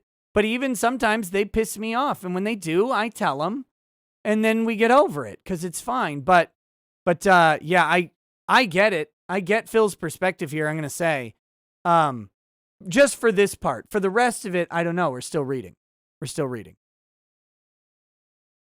Phil was bombarded by emails complaining about me being a bad mod. He panicked. He threw me under the bus, talked shit about me behind my back to the troll, and removed me hastily. I emailed him and let him know what happened. His response is that he believed me fully and I was still absolutely in the wrong. He reprimanded me because I felt I had no reason to ever tell anyone I was sexually abused. I mean, technically that is your choice, and I have to keep that to myself. Well, you don't have to, but you have to live with the fact of telling that to someone on the internet, I think. He refused to restore my mod status and gave me the same treatment, tried to give his whales. He tried to dangle it over my head. I immediately told a handful of others, showed them the same evidence, and they started asking Phil questions. One was the infamous Fly Eagles Fly, and I still have that exchange. A day later, on the day of the TwitchCon Choice Chamber stream, he had emailed me a very brief email only saying he had banned the woman in question, restored my status, and that I could calm down now. No apology, no further explanation. Okay, so here's the Fly Eagles Fly chats. I never want to hear Phil say, oh, I wish he would have come to me behind the scenes instead of doing this nasty detractor shit on Kiwi Farms, because I motherfucking did. He had his opportunity to do the right thing. This was not an act of malice by a mentally ill hater seeking attention. This is the purest vengeance. He will always know this is true. I will always know this is all true. I waited over 3 years and I have finally achieved my goal.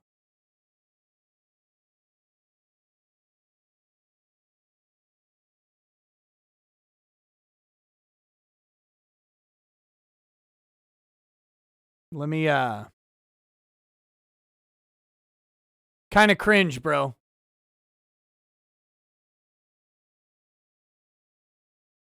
Kind of cringe on that one.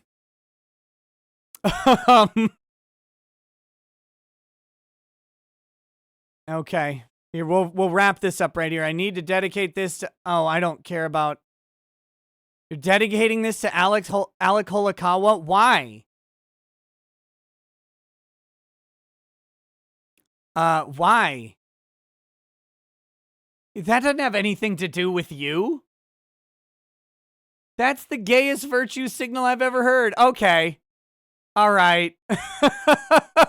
Look, if DSP's an asshole, that's the charm. That's the charm of it. I don't know, man. That's a little bit much for me. I'm not. There's plenty to make fun of DSP on. I don't know that like him showing the guy's ID, that's like the worst thing I think by far in your thread. And he probably shouldn't have done that, but it is, I mean, it's a moderator chat. I don't know. I can't sit here and virtue signal on doxing. I've said that, I don't dox, but I'm not a person who goes out and blasts people for doxing. It's part of the internet. It sucks. I know it's happened to me. I think it's happened to me in DSP's thread. So I'm not going to sit here and virtue signal on any of that shit. I don't know, man. I think if I'm looking at that thing, I'm going, that's kind of cringy. Why'd you spend 3 years plotting this uber revenge against, because you're going to go away and Phil won't. So, weird.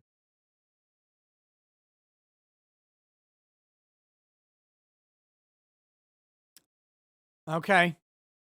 I guess, man, people go into some weird stuff out there, but you do you, I think. All right, let's do this one. All right, let me get to the beginning of this thread.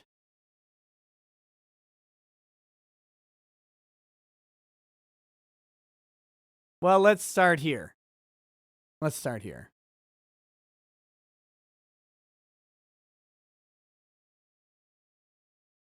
This is Candace Owens fighting with Cardi B.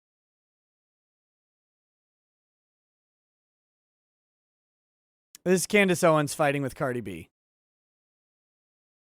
This won't take too long.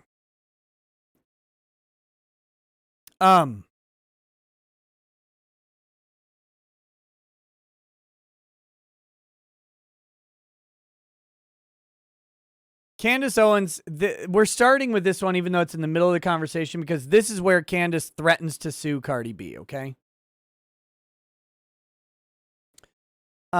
She says, FYI, I do have a brother, a private citizen who you are slandering right now with this photoshopped image that you are now publicly claiming you saw tweeted in real life. You want to admit you lied now or get sued so I can expose you as a liar. I win either way. Now, hold up, Candace. You are not likely to win a lawsuit against Cardi B based on this. Let's do that. Now, she can holy shit. Here's where it starts. She might be able to win on social media or whatever. I have a real doubt that Candace Owens is going to compete with Cardi B on social media because Cardi has the record label clout behind her. And, that's that. Oh, let me show you what they're fighting over. This is important.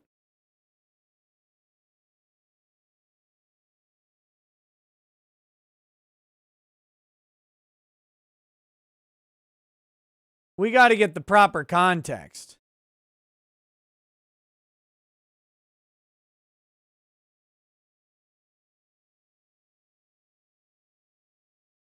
Okay, here we go. This is going to get me a copyright claim, but that's okay. Who cares? I'm going to fight the copyright claim. I'm going to fight the man on this one. But here we go.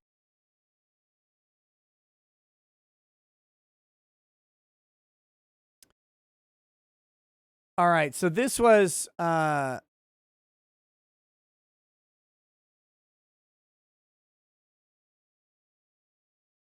this was the meme the other day. Just thank God we got rid of Dr. Seuss, though. This is the meme. A lot of people were tweeting very similar stuff. This is from the Grammys. The Grammys is the thing that pretty much no one watches, but a lot of people pretend to watch. Okay, here we go.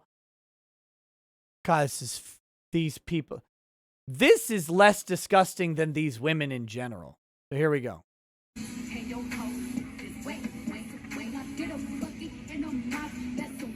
Fat. I want to point out that her thigh is wider than my body. This is a fat girl, and this is a fat girl. The diabetes is fucking embarrassing coming off of these two. They're performing live in front of tens of people, and they don't have the decency to eat a goddamn salad? Gross. Disgusting. All right, here we go.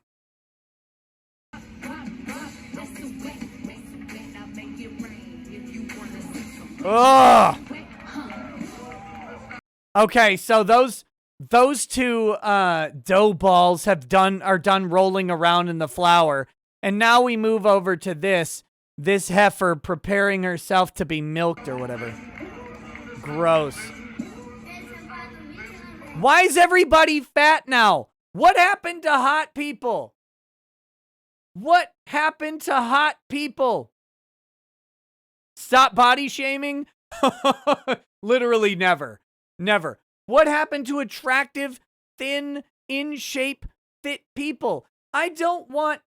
These people are multi-millionaires whose entire job is to look good. It's about the waist, flat tummy, not thighs. These people don't have flat tummies. These people are stretching the limit of anything called Spanx. No, stop it. These are hideous beasts. Oh, God. Look, I'll prove it. I'll prove it. Look, this is not a flat tummy. That's got a... Oh, my goodness. You can almost milk that as an udder. She's got a fupa hanging off there. It's disgusting. Stop. These people, millions of dollars to look good. That's their job. Your job is to go to the gym. Not like, oh man, I get done with my work and I'm going to go to the gym to, try and improve myself or whatever. No, their job. They have private chefs at their disposal. They have, they can eat the finest food. They have nutritionists that the record labels will provide for them. They have a workout regimen that can be incorporated into their dance rehearsals.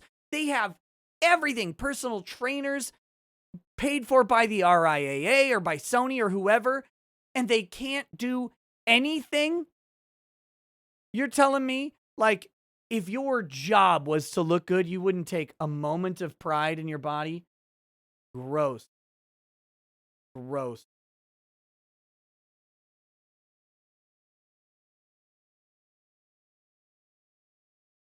Her tummy hanging a little doesn't mean it's big. Her tummy's hanging too much to be on TV dancing around like that. That's all I gotta say. I don't care how you look in real life. Like, I don't care how anybody looks in their own life. What I do care about is if you're gonna go out on stage and act like you are a sex symbol, you better be a sex symbol. Quit it. Quit it. I remember the days of the 80s when everybody was hot. I want them back desperately. I want something to aspire to. All of these people are a downgrade.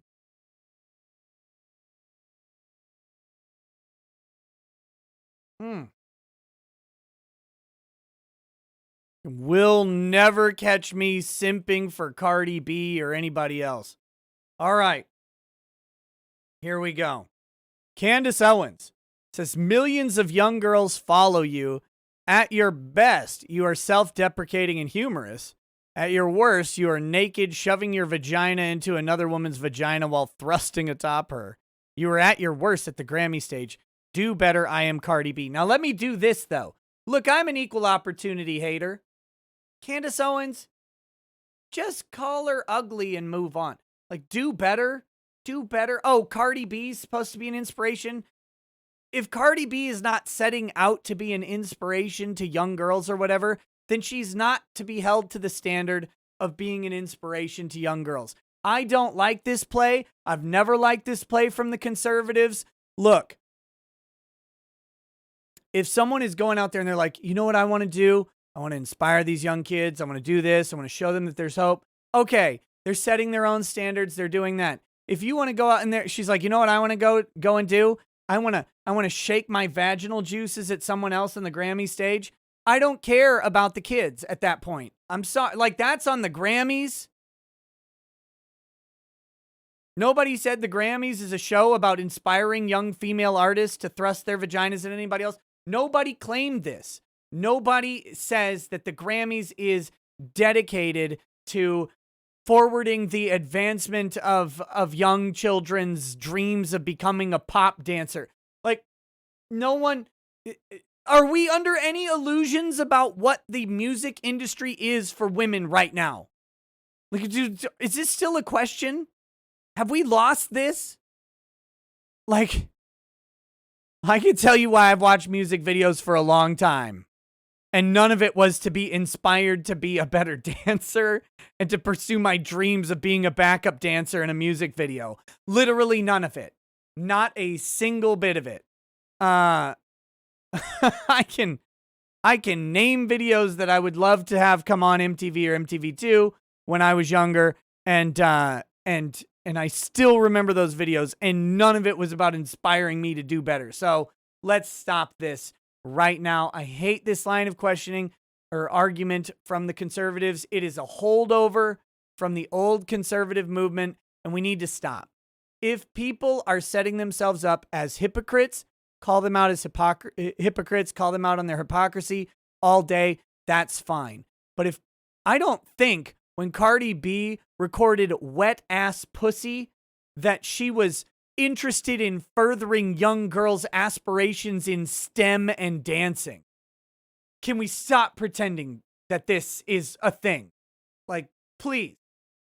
That being said, Candace can speak her mind. I just disagree with the sentiment, and I want people to understand I am equal opportunity hater on all this stuff. All right. I am Cardi B. Says, not you talking about two women thrusting their vaginas together while your husband and brother slap cocks and balls together. Well, would you look at that? Wow. So this is a different, this is Candace Owens saying, yes, my husband did cheat on me with my brother. Yes, he said no when I asked to join them. And then this person said Candace Owens admitted that her husband cheat with her brother. This is a Photoshop tweet. It's really easy to Photoshop a tweet, by the way. So Candace is saying this is a Photoshop tweet, which probably. But that is funny.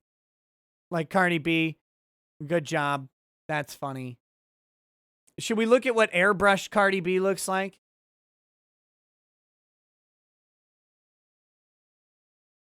Here's airbrush Cardi B's profile picture. I guess. I don't know. You can't really see anything. Notice she's got her leg up over her stomach. Like, I'm not saying, but I'm just saying.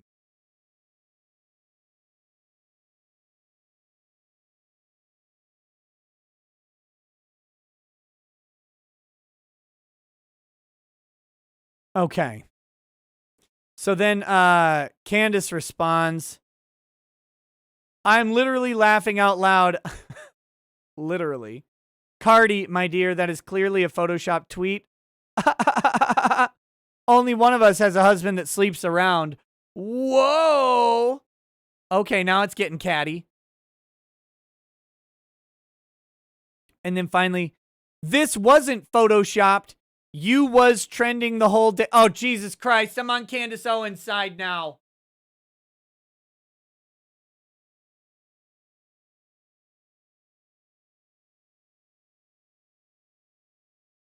Nope. Ban Cardi B. Ban Cardi B. You was trending the whole day when you tweeted this, and it was published on a lot of blog outlets. You're right. It's the wrong your. The wrong your. Mine sleeps around. Yours sleeps at yours. Sleep at your home with your brother cock boxing while you tweet.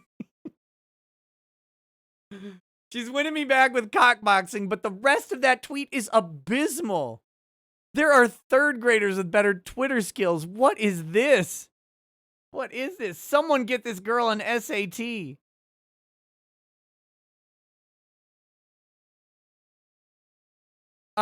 We do need to point something out here. It's time to get We've had a lot of fun here, but it's important to remember what Cardi B is accused of doing. And by accused, I mean she admitted herself. Cardi B used to be a prostitute, and what she would do is sleep with men and then steal their money and walk away after drugging them rather than having sex with them. Good job, Cardi B, raping men in the same way that you would accuse men of raping women.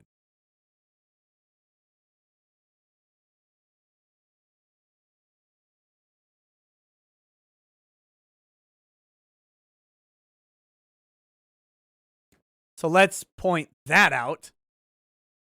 If I'm not mistaken, wasn't Cardi B also a former blood and a snitch? Didn't that come out from the Tekashi 6ix9ine? Was it Tekashi 6ix9ine? His thing where he pointed out that Cardi B was a blood? That was interesting. How'd she get into the Bloods? I'm betting she fought her way in, right? I remember the 80s lessons on gangs.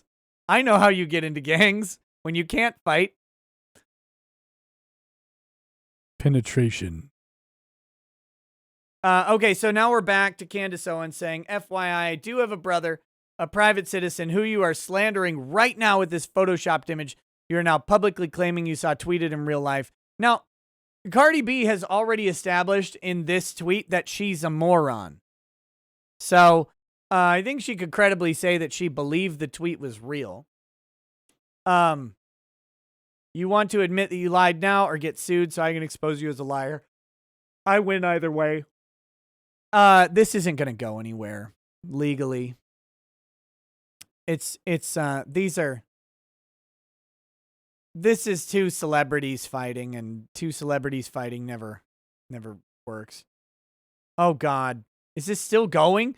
This is still going? That was hours ago.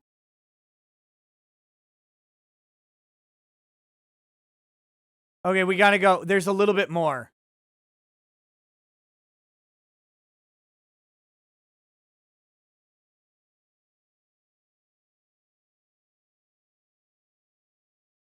Oh, come on, Candace, stop it. All right. All right, now it's on. I am Cardi B says, not you being mad at me for what you tweeted and published on public blogs. I ain't made it up, honey. I ain't made it up, honey.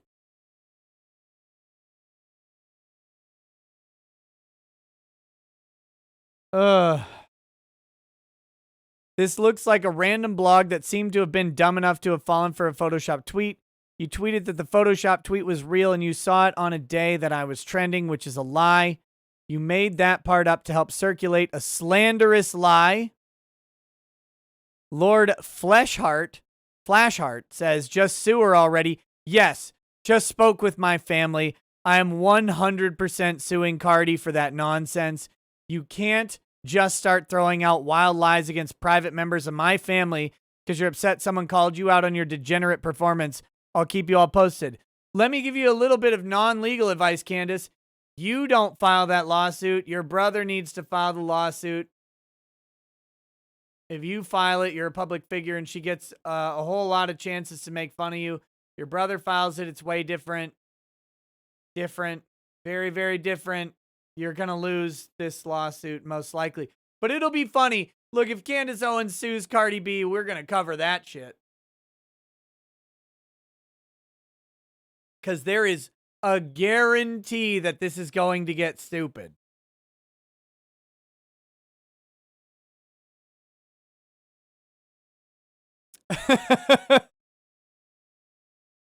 Okay, this guy's pointing it out. This tweet I just made is from Cardi B. I saw it on a blog. My music is trash. So yeah, that's illustrating the ease of photoshopping in a tweet. Captain Detson, I got this at Lookout Mountain in Chattanooga, Tennessee. That's where I got this cup.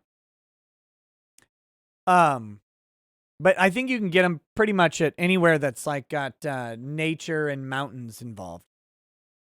So Kayaga says Cardi B really used a badly photoshopped tweet to dunk on Candace Owens without doing any confirmation checks to deflect from the valid points Candace made about her. Valid-ish points. Screenshot says tweet activity. How can you see the tweet activity on another person's tweets? Bingo, and rather than own it, she fell for it. She owned that she fell for it, she doubled down. So you're going to sue her? What damage? So here's the trending tag. And we've got Ben Shapiro. I'll try to read this as fast as Ben Shapiro does, okay? Politics trending. Cardi B and commentator Candace Owens come to a head on women and sexuality following the rapper's performance of her hit song WAP at the Grammys last week. Ben Shapiro says, this is certainly an interesting way to characterize Cardi B saying defamatory things about Candace's brother based on Photoshop tweets, Twitter. Come on, Ben. Come on, Ben. We know Ben has his issues with Cardi B and WAP because he's made them very, very clear. Yeah, I was way too slow. I know. Look, nobody's perfect. Nobody's perfect. I am Cardi B says, real Candace O, me and you on a beach. Ah! The whale jokes. The whale jokes are beaching themselves while debating about Trump and Biden. Think about it. Republicans go watch Up music video and see what this about. What? She talks like an invalid. What is wrong with her?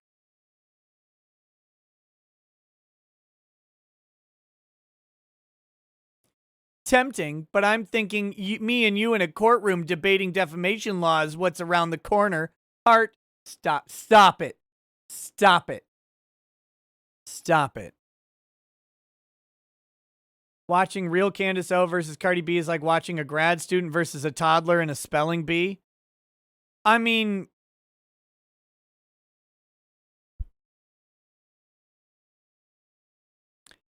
it's not though. Here's the problem. It's like watching a grad student versus a toddler, but they're not in a spelling bee, but they think they are. The problem is the grad student is trying to get into the ball pit at McDonald's, and she's too old. Like, again, I got nothing against Candace Owens, but this bloviating about how you're going to sue Cardi B over this tweet, this is a stinker of a lawsuit. You and your brother haven't suffered any damages at all. You don't get per se damages to say your brother was butt fucking some guy. Pardon my English. Gayness is accepted in the United States now. I don't know if people realize this. Calling someone gay isn't an insult in the United States and isn't a defamatory statement because homosexuality is by and large accepted by most of society. So, like, you can't say, well, he called me gay. And the court's going to go, and? Well, I'm not. Okay. Well, that's a lie. All right. How does that harm you in any way?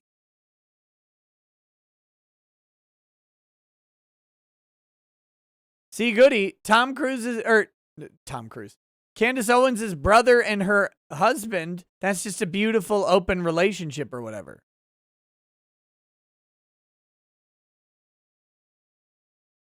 Sexual deviancy.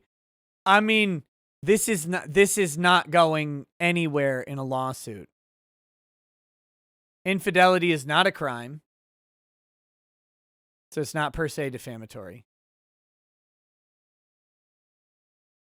What about the implication of the person cheating on their significant other? I mean, maybe.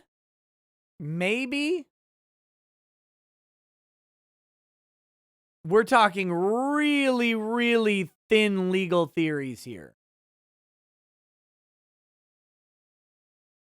You're going to sue the chat for calling you late and gay? Yeah, you're all getting sued, but I don't think this will work.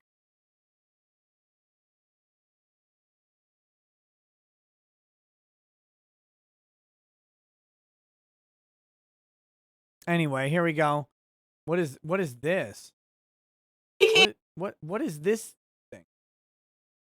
I am Cardi B says, not Candy doing a whole 13-minute video of this shit on Instagram. I be making her wanna pull her pussy hairs out. Nah, I'm not even angry to waste my energy to do no video. This was fun. Don't mention my name if you can't take the heat. Candy girl. Candy girl. Candy. What the fuck was that? Candace Owens says, who wants to tell her she's been tweeting about this for 18 hours straight? Okay, yeah, again, I'm with Candace here. Cardi B's a moron. Okay. Got it. Shit is getting real. This is gold. Candace versus Cardi. Okay, so here's another one. This is from way earlier in the day. You always love to mention my husband's skin tone. So let me ask, what color are the people that are encouraging you to strip in front of the world? Nobody should be encouraging Cardi B to strip in front of anything ever. Who owns your record labels? Who owns CBS and the Grammys? Who made the most money off of your WAP? You sold it to who? Okay. I don't know if it's white people or if it's Jews that she's going after here, but one of them. So then some boring stuff. Here.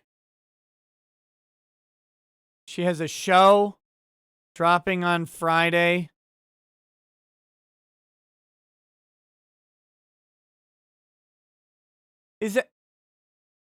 Are people going to watch the Candace Owens show? Am I way out of touch? I think I'm way out of touch.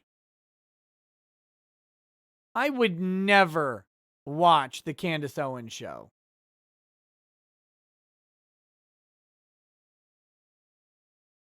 I'm not your hype man, I'm your mother. You look for me when you need help on your career, not the other way around. You need me, I don't need you. Now say thank you, Mommy Bell Callis. Candace says, wow, thanks for twice tweeting out the promotional video for the Candace show, Cardi. I've suggested to Ben Shapiro that we rally the Daily Wire execs to give you a bonus this year for all the hard work you've done for us. Okay, that's that.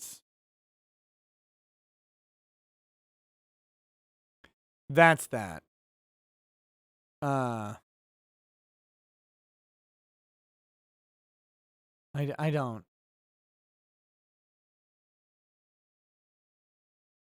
Okay.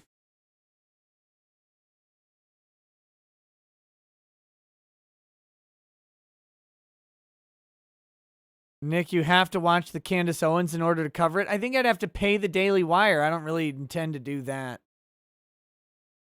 God, that was boring.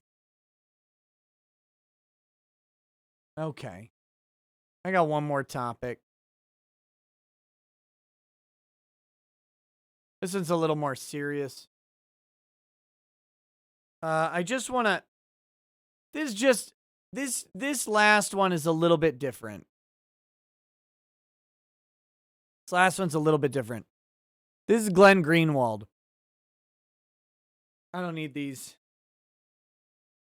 There might be one honest journalist left in the entire country, and it's Glenn Greenwald. And he's you can see Glenn's descent into madness.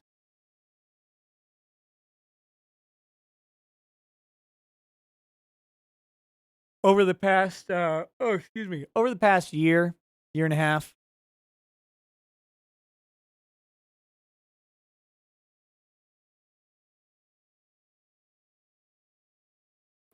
Matthew Lemons, F Candace, marry a Cardi B, I guess, and then kill Lizzo. I think that's an easy one. Don't take a prenup on Cardi B. All right.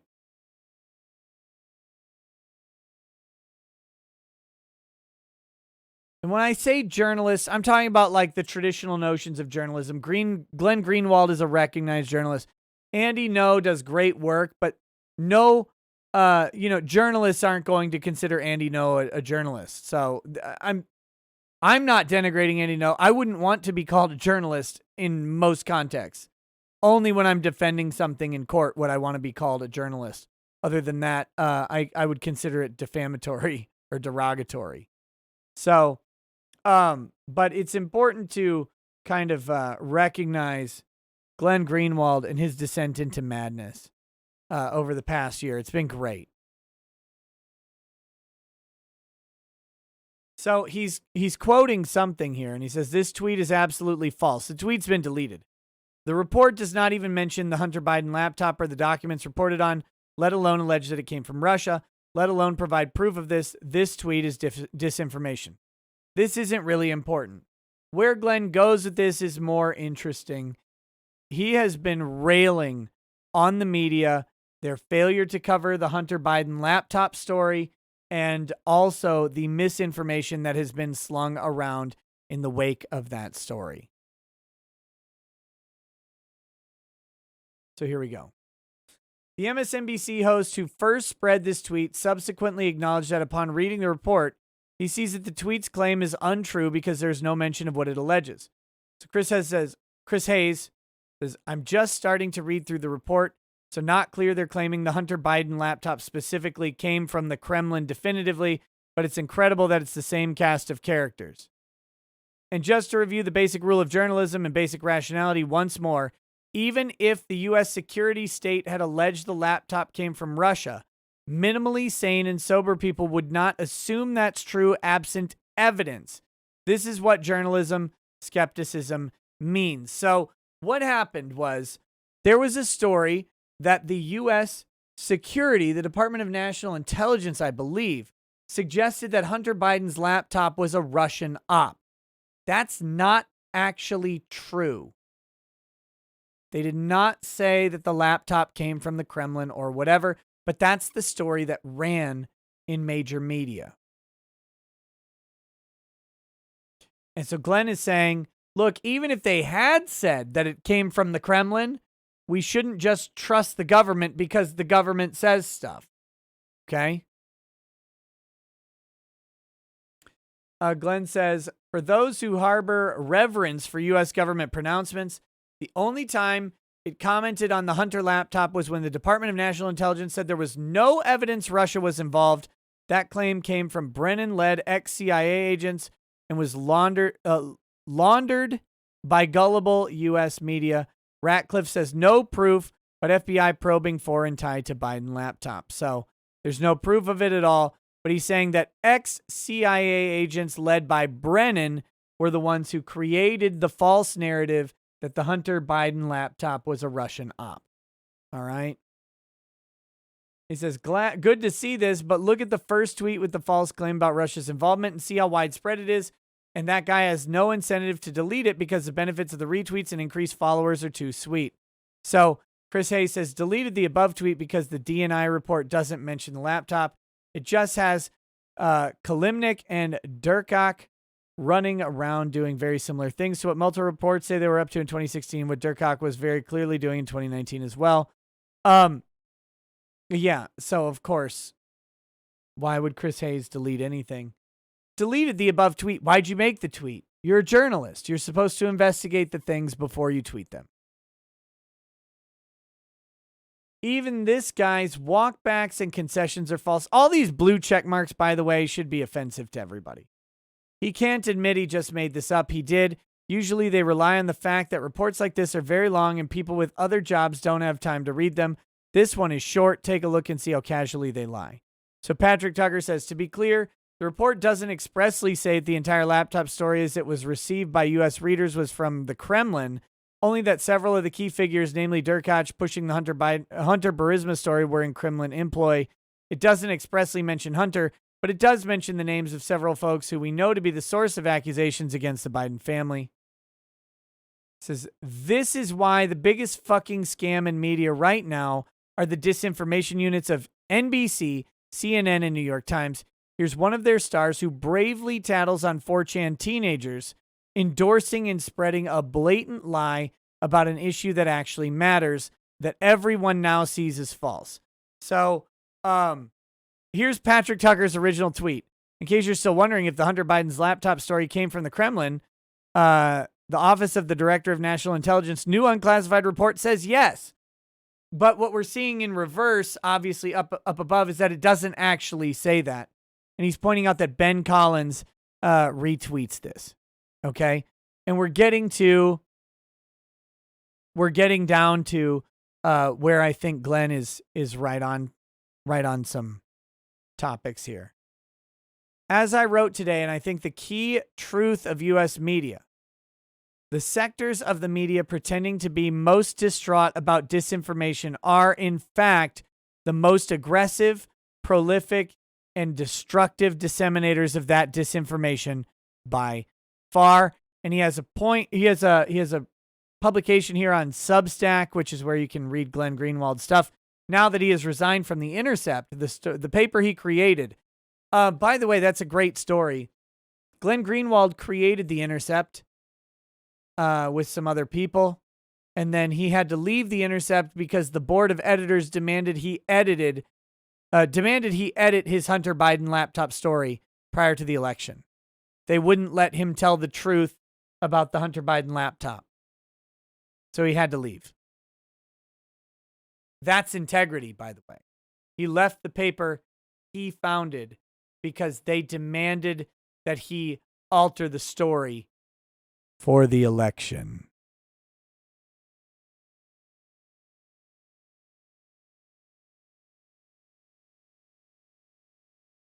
All right, so we can take a look at this in just a second, but it says, if you think the real power centers in the U.S. are the Proud Boys, 4chan, and Boogaloos rather than the CIA, FBI, NSA, Wall Street, and Silicon Valley, and spend most of your time battling the former while serving the latter as stenographers, your journalism is definitionally shit.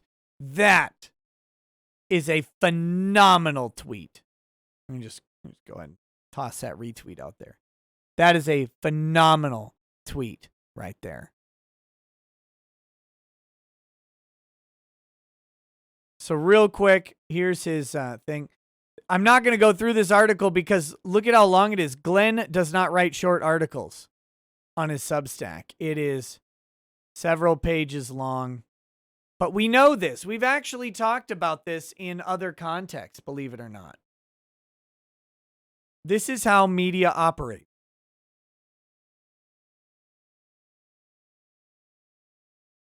We talked about this in the Vic context because this is how Anime News Network and other places operate. We talked about this in the comic book context because this is how Bleeding Cool and other websites operate. What happens is a website writes a story.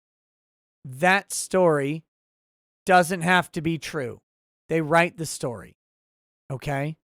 And then another website writes a similar story based on the other story and may cite to that initial story. And then the first website writes another story citing to the second story. And suddenly, now you have two websites citing reliable sources themselves, and then other websites, it spreads out and multiplies in an exponential fashion.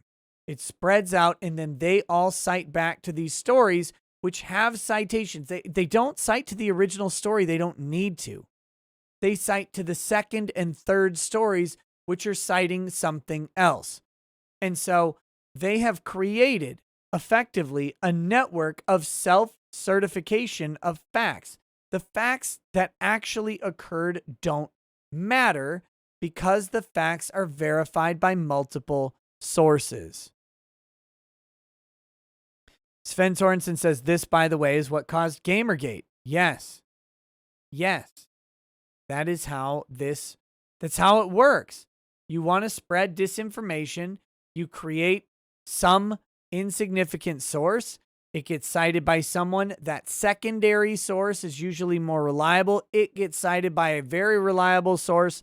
And then voila, you have created disinformation very, very quickly. They do this intentionally.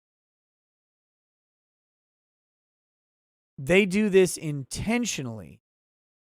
That's the nefarious thing. It's not like they stumbled upon an article and they're like, by the way, like these people are not reading blogs with 6 viewers, but they will cite to blogs with 6 viewers in that initial story, knowing that no one's going to dig through the links, the chain of links to get through to what they're looking for. No one does that.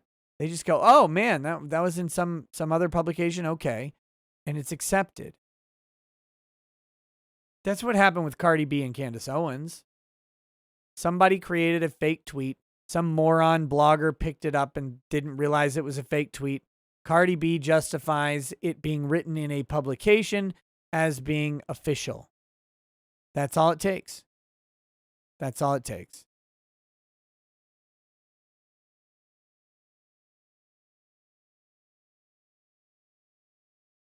But anyway, that's a good piece by Glenn Greenwald. Again, I just have to give a shout out to him. Glenn Greenwald, if you don't know, is the guy who Edward Snowden turned to release the Snowden documents.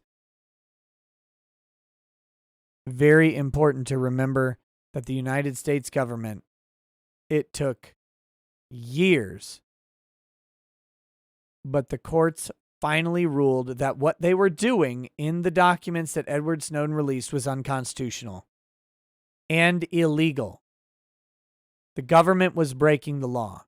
Now, the damage to Snowden as a quote-unquote traitor was done. The damage to everything was done. The government effectively threw out their biggest whistleblower for their illegal activity, their unlawful, illegal surveillance program, surveilling everybody, and they successfully used the power of government and government marketing to make everybody hate Snowden for releasing the info rather than hate the government for stealing your info against the Constitution and against the law.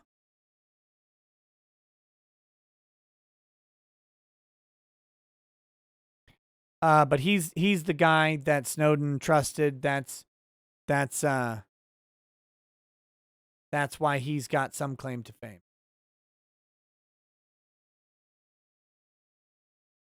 Anyway.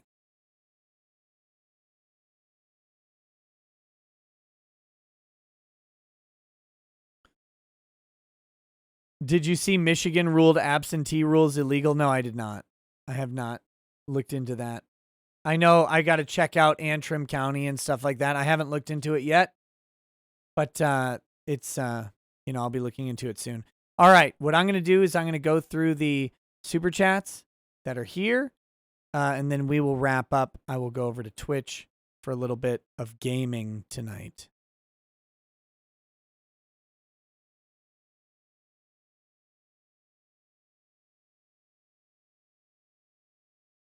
Help me help you by telling the chat to hit like. Why would I tell the chat to hit like? I'm not their boss. All right. Let's do these chats. Got Mario Carter 13 says, listening to Nick rant about how terrible anime and video game storytelling is frustrating. How many times does this subject have to dick slap you in the face before you finally give Razorfist a call and pitch it as a stream topic? Well, that's a good one. That's a good one. Vampire the Masquerade Bloodlines isn't out yet.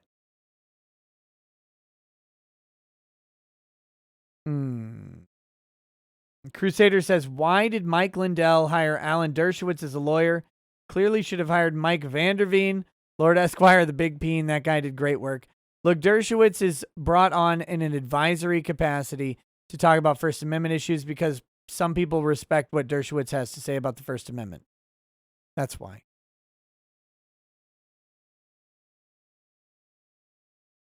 Wolfman says, hey, Nick, I was wondering if I could shill my cousin's GoFundMe. I mean, I guess. Their house caught fire a week ago. They need help rebuilding. They are close to their goal. It's GoFundMe.com. Help rebuild our family home is the GoFundMe. If you guys want to go find that and check that out, I don't know anything about it, but you certainly can see if you can offer some help to rebuild a family home. That's from Wolfman. Crusader Saracen says it's normal to need a second dose for a vaccine. To be honest, when you get your third dose of the vaccine, your life will return to normal. That fourth dose will seriously mark the end of the long road we've gone down. Thank you, Pfizer, for your simple 20-dose solution. Yeah, that's a fun one. Pfizer is now talking about yearly booster doses because of course they are. Of course they are.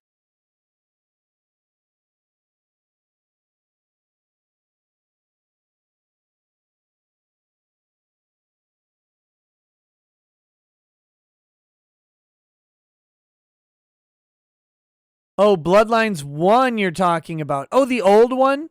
I bought that a long time ago, but it wouldn't run on my old PC when it came out 20 years ago. So I never played it. I don't know where it is. I don't think I have it anymore. Angry Baneling. I'm going to throw you off a mod cliff so you can betray me on the Kiwi Farms. Malik Foxon says that pause is Vic's literal dad face. Look here, son. Malik says, that's parody, but the F-bombs are constant and get old. You get tired of them real quick, and it's not really all that attractive. That's talking about the chick. Silky Johnson says, Nick, I am aghast and flabbergasted that you would dare to suggest people have autonomy. What do you think? People have free will and can make their own decisions? That is white supremacy. You'll submit and be subsumed. Bigot for AIDS, commies, no. Thank you. Night of Hope says, I kind of hope we have a famine at some point just so that the food supply will thin out.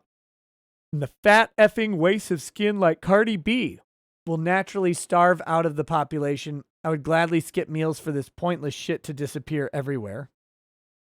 Cardi B says, you might be misreading Candace's first tweet a little bit here. I think the goal is to use her shaming language against them. I don't think Candace expects Cardi B to be a role model for anybody. You're sometimes slightly ungenerous when you dislike a take. No, it's just a very common conservative take. Be better. I get what she's doing, but I don't like it. I don't see what's ungenerous about saying I don't like the be better take from either side. If she's being a parody, I missed it.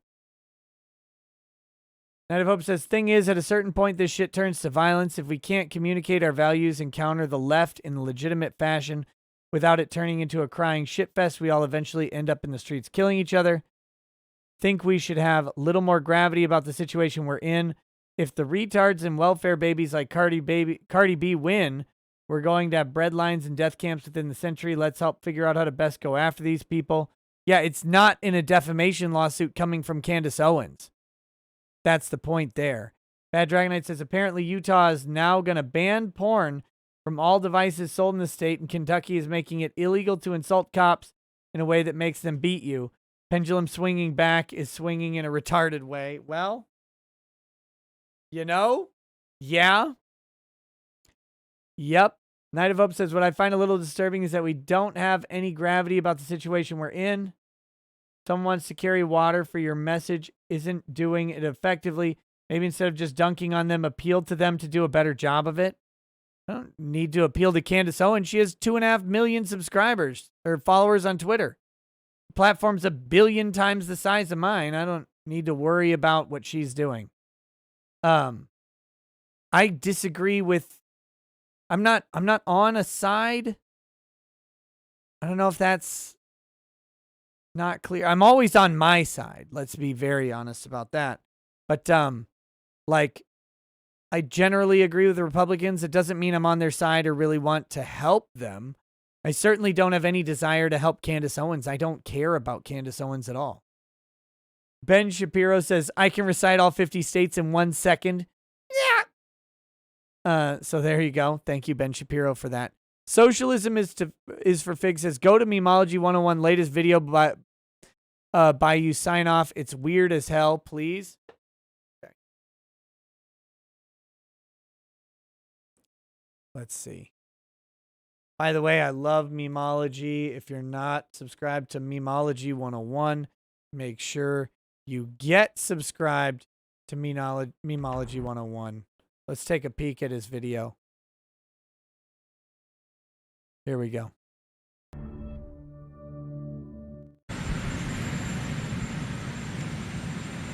God, just his walk is annoying, by the way. I want to point that out.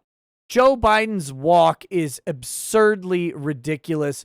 Walk like a human, you weirdo.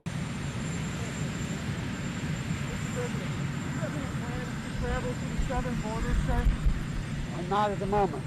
Have you decided when you're able to share? Oh, he looks like, look at this. That looks like a green screen. Green screen tech isn't that great. That looks like a green screen. Thoughts with other countries? Is it allies or neighbors first? Who will be the first country to get U.S. vaccines? I've been talking with several countries already. Well, I'll let you know that very shortly. Oh, that looks terrible.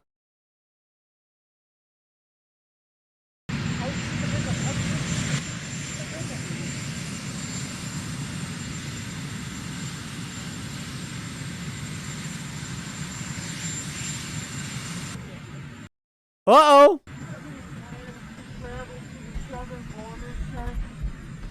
Bruh, bruh, bruh, bruh, bruh. Okay, so it's the hand. Mr. President, do you have any plans to travel to the southern border, sir? Not at the moment. Have you decided when you're able to share thoughts with other countries? Is it allies or neighbors first? Who will be the first country to get U.S. vaccines? I've been talking with several countries already. Well, I'll let you know that very shortly. When you come out of the China side, plans to travel to the southern border, sir? Not at the moment. Have you decided when you're able to share thoughts with other countries? Is it allies or Why is he rubbing his legs and hips sensually? neighbors first? Who will be the first country to get U.S. vaccines? I've been talking with several countries already. Well, I'll let you know that very shortly. Bruh, bruh. What are we, I don't know what's going on here. Bruh, bruh.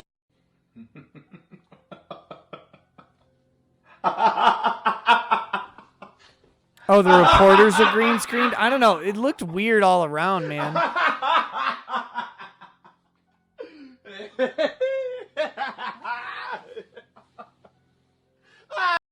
Hands in front of the mic.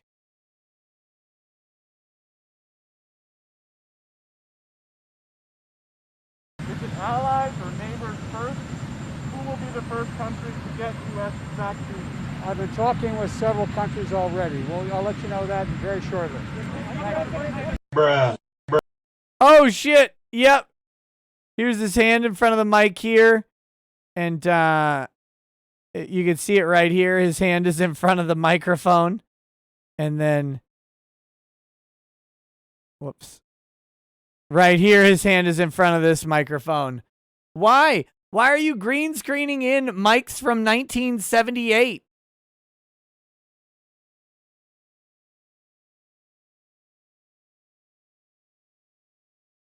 So fucking weird. Why?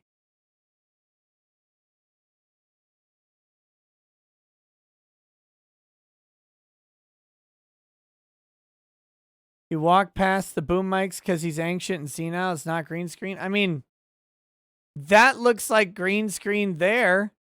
He's in front of the mic here.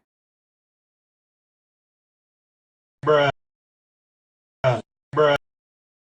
And then he's in front of the mic here. That's weird, man.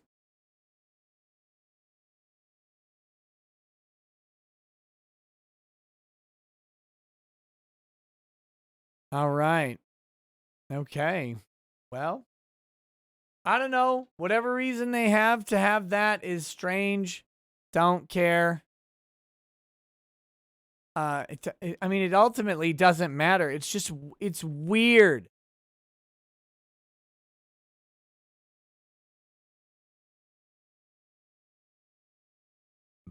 All right. Thank you. Socialism is for figs for doing that. Malik says this interview is as fake as half his votes. Crusader says being old as Biden doesn't grant you magical powers to break the goddamn space-time continuum. Yes, it does. Come on, man. Mulfiard says the Glenlivet Nadura arrived and I took a shot with my cuz. Very much enjoyed it, especially the aftertaste was surprising. Can't wait to sip it next. Yeah, you got to sip that thing. It's beautiful. Great whiskey. Simple Jack says 99-cent store hoodie. Oh, God, I wish this only cost me $1. Does Nick need super chat? Yes, always. Sheldon All says Twitch girls love those hot tubs. Lamau, who doesn't love a hot tub? Can't begrudge a Twitch girl for loving a hot tub. Most of them belong in hot tubs. Massico Y says, just found out I'm a quarter Celtic and I have a family tartan, so my mom is going to get me a kilt for my birthday. Can't wait to do a ton of family digging. Cool, man. Ryan says, I haven't caught you in half a year. Did you lose weight or are you just aging poorly? Love you. Damn. Oh my God. No, I did. In half a year, I think I've probably cut about 10, 15 pounds from that. I just my weight fluctuates in general, but Jackson Kai says peat is layers of moss and plants compressed in a low oxygen environment. Stop with your science. It's the earth's garbage. You can burn it and it's springy. Parents took me to Peat World as a kid. Oh, did they hate you? Oh, where are we going today, Mom? Oh, we've got a real fun trip planned, son. We're going to go to Peat World. Wait. What?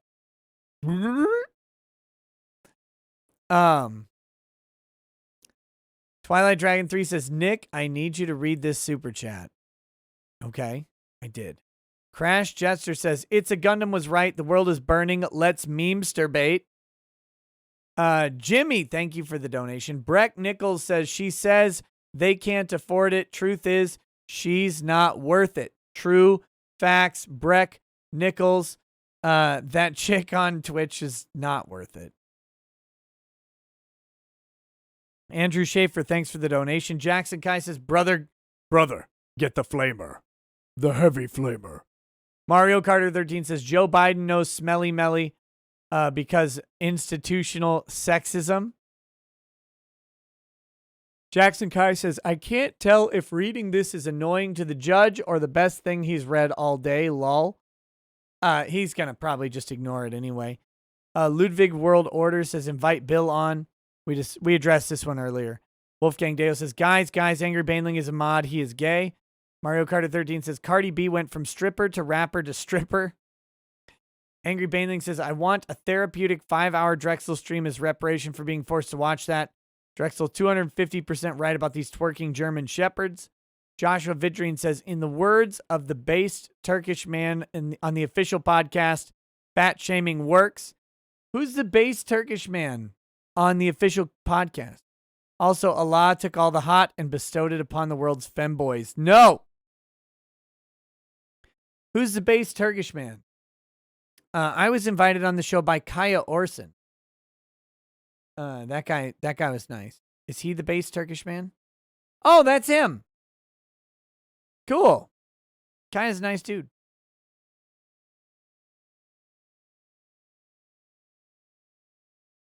Lil Meme says, man, I love memes. Timothy Reaper says, it's okay to not have it, Cardi B, but if you don't have it, for heaven's sake, don't try to flaunt it. Black Magic says, government will always break the law. It's the imperative. Angry Baneling says, I, Nick Ricada, want you to hit many likes. No one important says, day 1, demand better game. Day 2, demand better pastries. Day 3, demand better women. Can't wait for what Nick demands better of next. It's always demanding better women at the end of the day, though. Nick Naylor says, so you can't say Clown World in Super Chat now. There you go. I guess not. Bad Dragonite says, Vampire Masquerade 1 on GOG has mods pre-installed to fix it, I think. Masquerade 2 is apparently all but canceled. The devs were too woke or something. being restarted or something. I don't know. Arch talked about it. I saw that. Architect of Fate says, Black Preacher voices, brothers, raise your hands with me as we pray for our new living saint of chastity.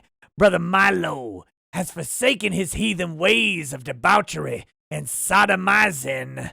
Pray with me now to deliver him the strength never to fall into cockboxing again. Amen. Amen. Anthony James says that fake Biden interview is just the White House priming America to accept VTuber Biden, played by Kamala Harris. Malik Foxon says Clown World brought to you by Justice Chats. Yep, you can say Clown World in Justice Chats. Oh my God, you guys got me to 1,000 likes. Now you need me to drink? What is this? Oh, I had a separate thing for you. We were gonna watch a woman get shot by the police.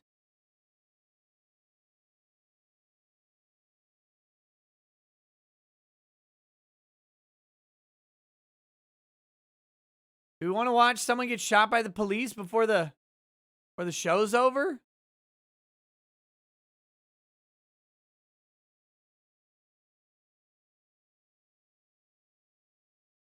See if I can find it here.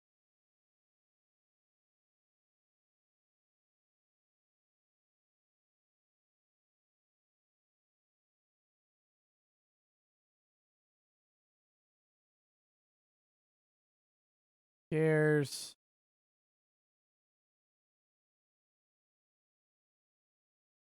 the hell was it?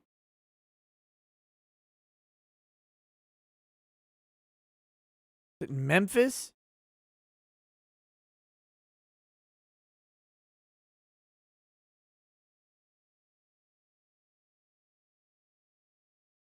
Whoa.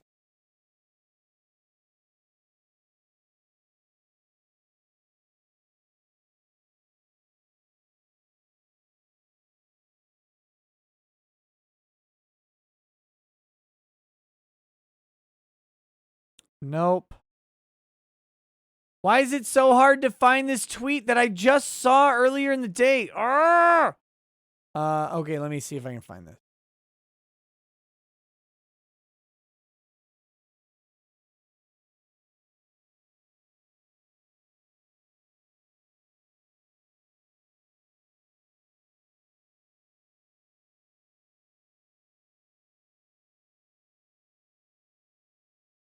Nashville. That might be the problem.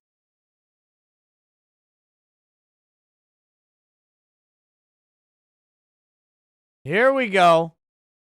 All right.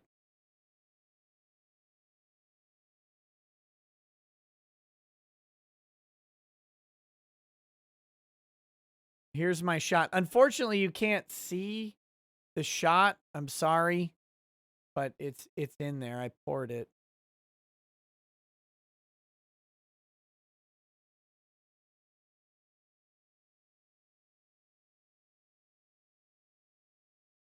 There we go. All right, here we go. So, warning. You're going to see, one, an ugly lady, and two, you're going to see her get shot. It's not bloody or gory or anything like that. But, you know, it is violent. But let's take a look at this thing and see how this interaction is going. Don't put me in handcuffs. I haven't done anything wrong, ma'am. She's on her phone. There is a cop there. She's on her phone, cigarette hanging out her mouth, keys on the hands. Don't put me in handcuffs. I ain't done anything wrong. No, don't put me. Grabs a bag. I think this qualifies as active resistance. Get tased. She's wearing a literal circus tent. By the way, he has drawn on her. This is not a gun. This is a taser, if you don't know. This is a taser here. So he is producing a non-lethal response to this woman who he is clearly trying to arrest for whatever reason. He found cocaine in her bag. That's the context. Okay, thank you. Man, that is an unfriendly camera angle to this lady. They say the camera adds 20 pounds. I mean, Get down! Get down on the ground! Down on the ground!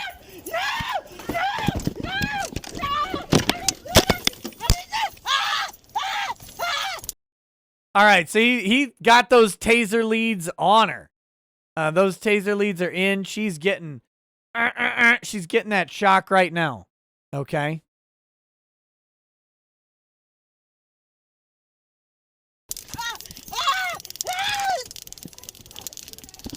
He's grabbing her while she's being tased. I thought, now, cop friends out there, tell me. I was under the impression if you grab someone who is being tased, you get tased a little bit too. Isn't that right? Now, maybe because she's in the car and she's grounded, I guess, through the car, it's not as big of a deal, but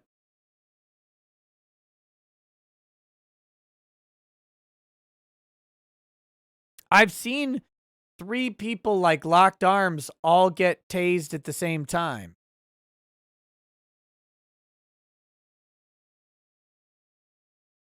So how does that work? What's the difference here? Help me out, because like one of my buddies was campus security, and to carry a taser, they had to get tased. So what they did was they had 3 people lock arms, and then they tased one of them, and they all 3 got tased, and it was fucking hilarious.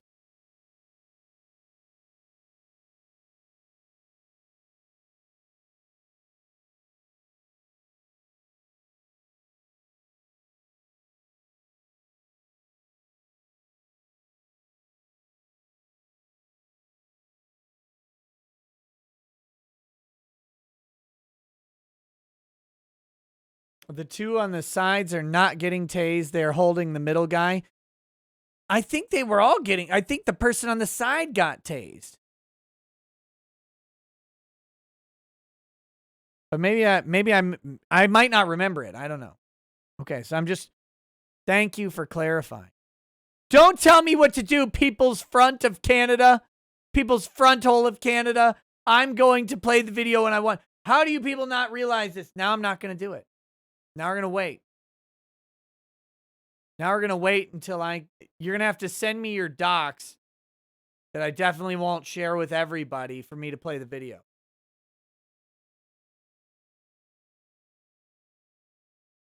Send me your docs if you want me to complete this video. Draxon Drakeson says, hey, Nick, can you take a swig for my dad? He found out his one dad out of 3 he has that was there for him most of his life and taught him the most about his life passed away today. My dad's name is Rick, if you do. Is your dad the inspiration for that ABBA musical? How does he have 3 different dads? That sounds fascinating.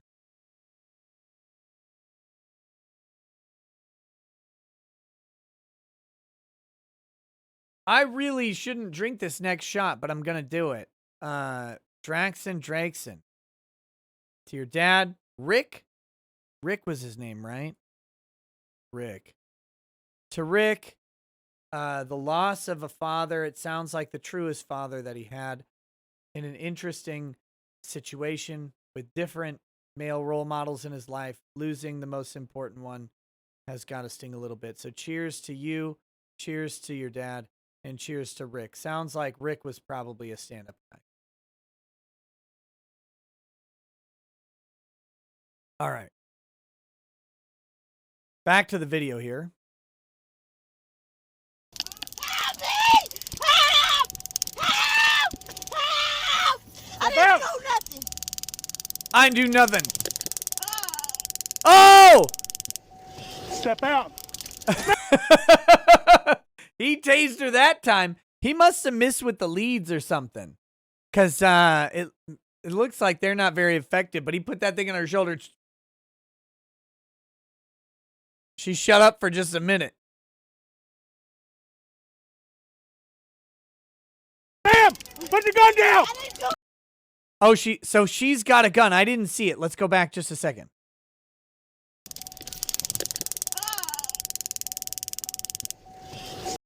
Okay, so her hand there, her right hand moved back out of view. I don't think we can see it. Step out.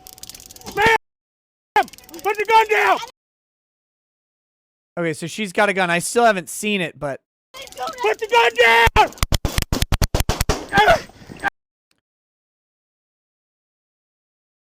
Hold on. I hear gunshots. He tumbles. Does she shoot at him? I don't see her pull the gun, so I'm curious here. Step out. Ma'am! Put the gun down! Put the gun down!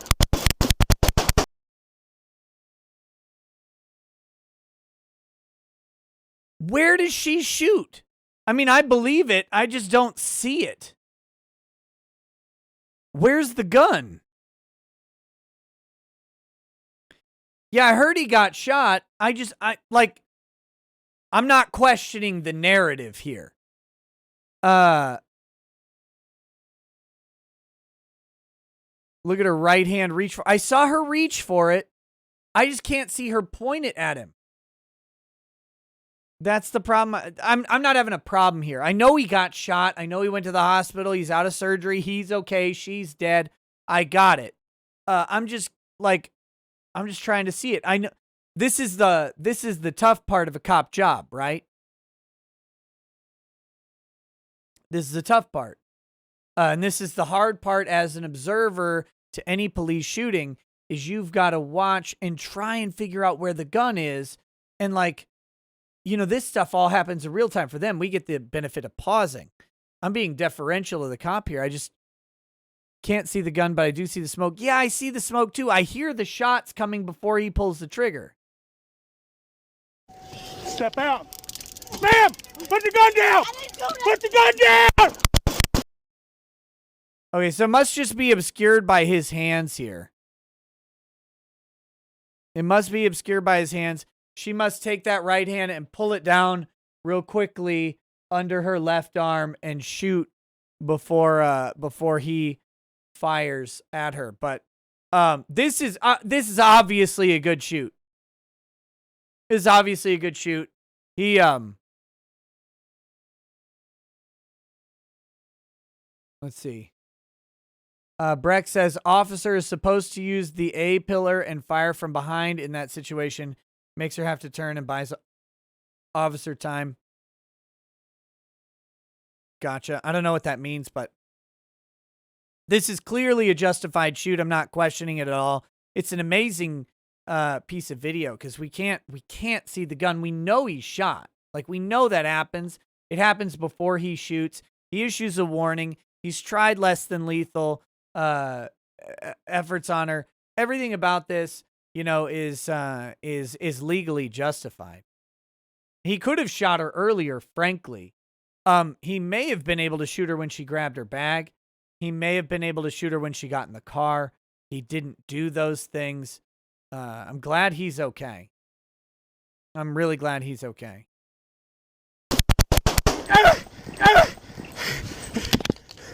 23 shots fired! Shots fired! 10-4, 13, keep at that code 3. Wait, she's gonna still drive? 23, I'm hit.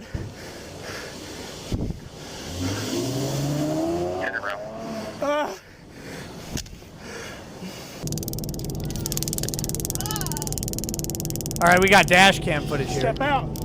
Ma'am! Put the gun down! Let's just get something clear here for just a damn second. Can you not be the size of the fucking Hindenburg if you were a cop? Can you not be as wide as this guy? Like, I mean, come on. This man is shaped like a watermelon that's bloated.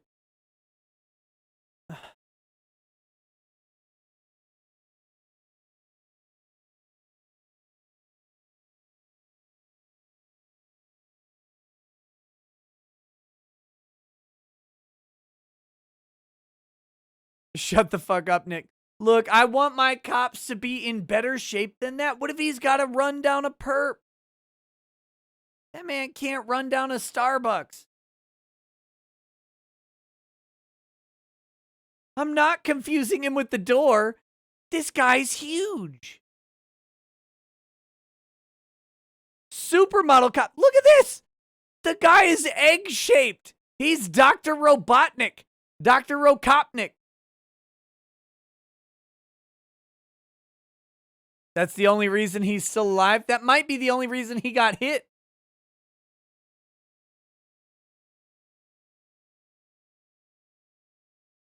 This guy is a monster. He's a big boy. A big boy. He did catch the perp. No, he did. I mean, he kind of did. After she got in the car, she drove off, though.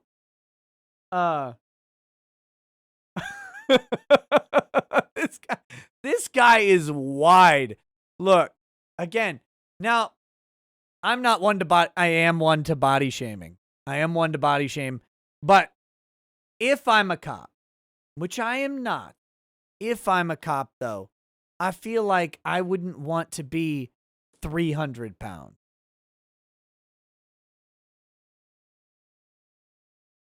I feel like I wouldn't want to be 300 pounds. This dude is big. That's a wide boy. All right, here we go.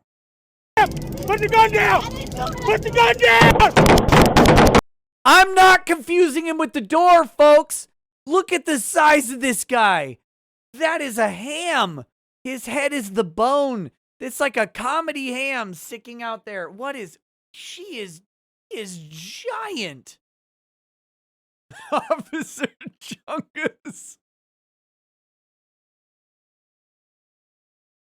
He's the proverbial broadside of the barn. That man is a monster. 23 shots fired! Shots fired! 10-4, 13, keep at that code 3.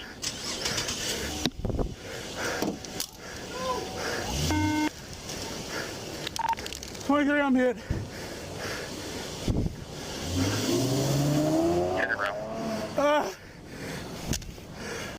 Again, I'm very glad that this guy survived. Don't take anything I say as like, I don't want this guy. I never want these situations. I don't want anybody to get shot ever. Maybe he's 3 foot tall and only $150 in weight. Officer Baker was shot in the side of his torso. The round went under his bulletproof vest. Who's this guy? This guy's got a radio voice of a champion. Officer Baker was shot in the torso. The round went under the side of his vest. Holbert tossed her semi-automatic pistol in the parking lot before fleeing in the Camaro. She drove for about a block before running off the road at the intersection of Brickchurch Pike and Moorwood Drive. Officers rendered aid for her gunshot wounds until an ambulance arrived. She died later Friday morning at a local hospital. Yeah, I'm confusing him with the door. This guy's neck weighs more than I do. Holy criminy, look at it. He's bursting out of that collar. Someone squeezed a cop uniform and that guy popped out like a pimple. He is a monster.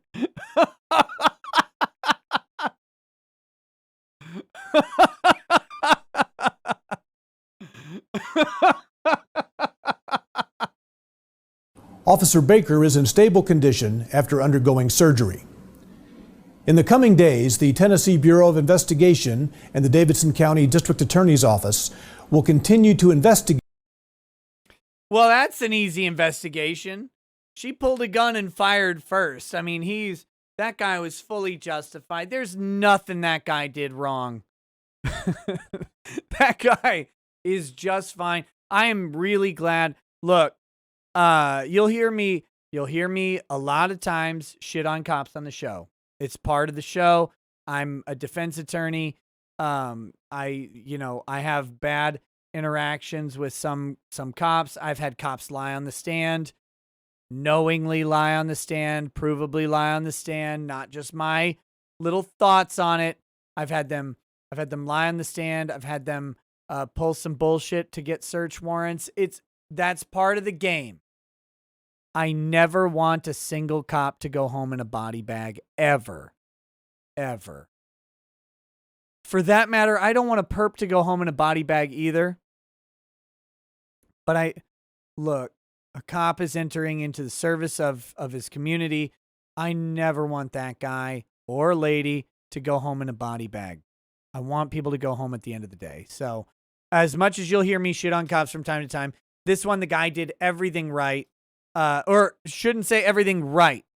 This guy did everything justifiably. Whether or not he was right, that's up for, people who analyze tactics and responses, trained cops.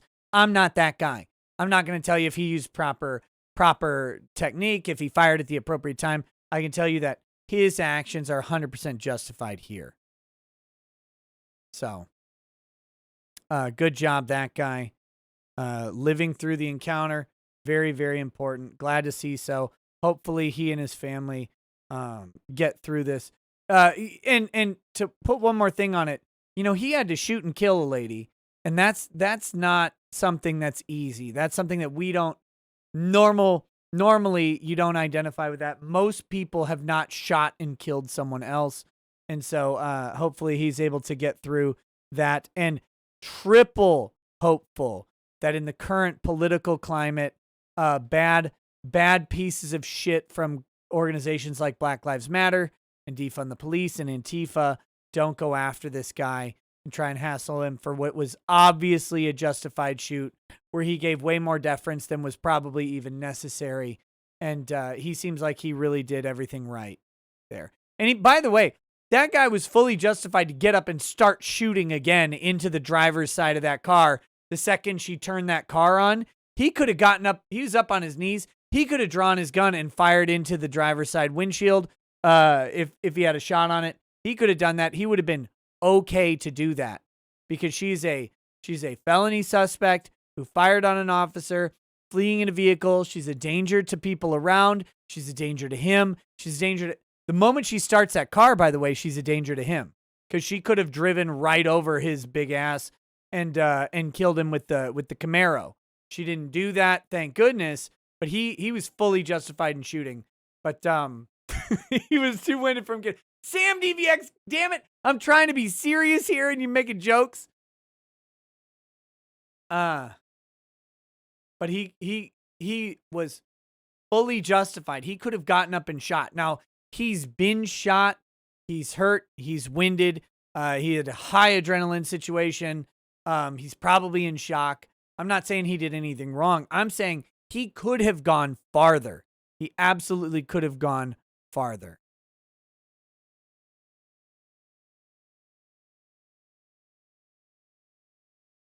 So, again, good on him for doing his job capably, competently. Glad he lived through the scenario.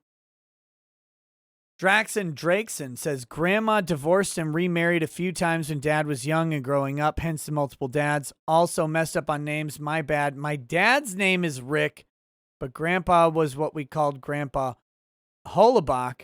Thanks for the swig. Hey, you're welcome. You're welcome. Cheers to Rick, your dad, and cheers to Grandpa.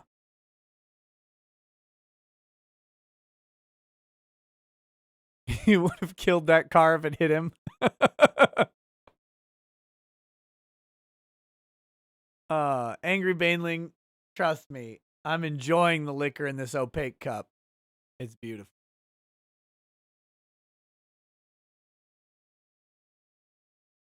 Shiromata, I used to collect rocks as a kid. I was way too poor for that hobby. But I do have a couple geodes. I don't have them down here. They're, how do I word this? The geodes that I own are remarkably special to me, even though they aren't remarkable or special, because it was a phase of my life. I was not poor as a kid. Okay. Let me be very clear. My parents always had enough to provide for me, for my family. They always did that. They worked very hard to do that. Both my parents worked.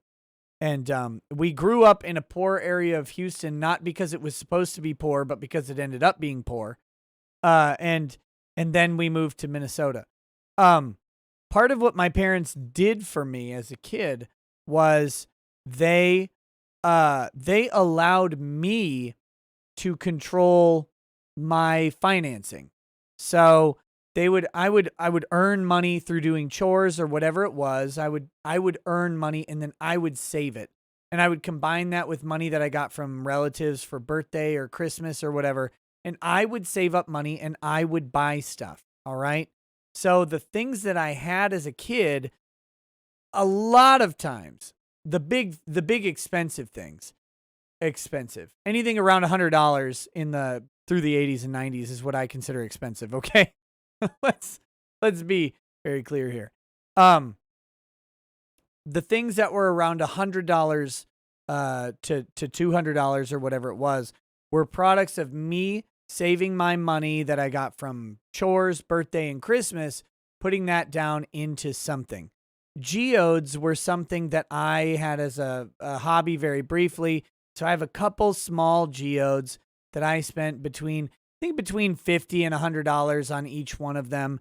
And they are very, very precious to me because of that. They represent a phase of my life where I was into geology and rocks and all of that stuff. And I bought them for me. That was my thing. I also bought Fortress Maximus, the biggest damn transformer ever officially made. And that was awesome. That was one of the other things. I bought some Lego sets. Those were things that I would save up for. So, but yeah, I do have those rocks. I have since passed them down to my second son, who is similarly into rocks. It's something he likes to do. He does rock tumbling and stuff like that. So now he kind of has those.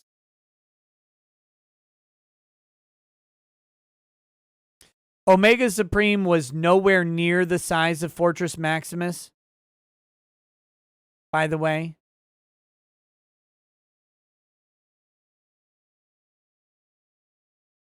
Unicron wasn't officially put out by Hasbro, were they? I think Unicron was a fan project that was done.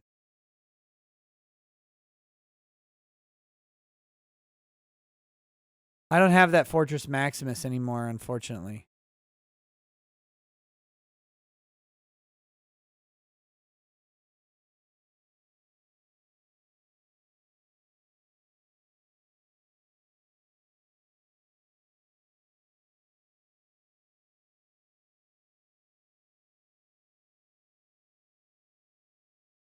So anyway, they've done official ones that are in the past few years, including an updated Maximus. Oh yeah, then I don't have those. All mine were, pre-2000. So that's that. Okay.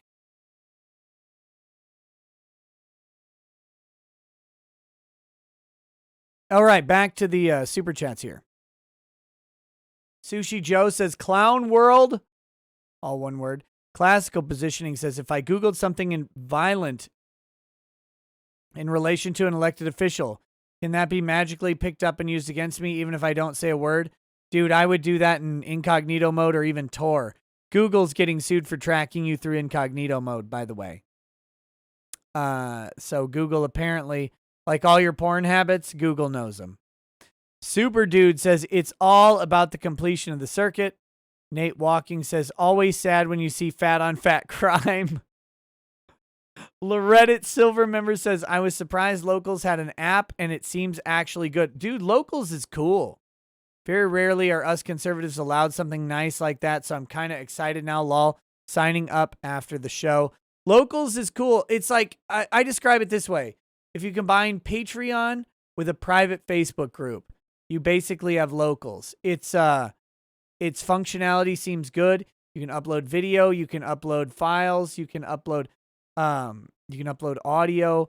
You can upload a podcast onto Locals. I'm trying to figure out a way to automate it and see if we can do the episodes as podcasts through Locals and stuff like that. But we'll see. Working on lots of stuff.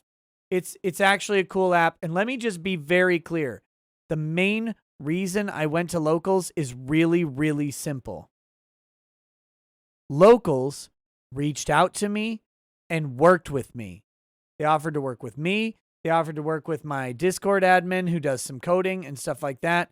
They offered to work with me and help me make a place that I wanted to bring people to.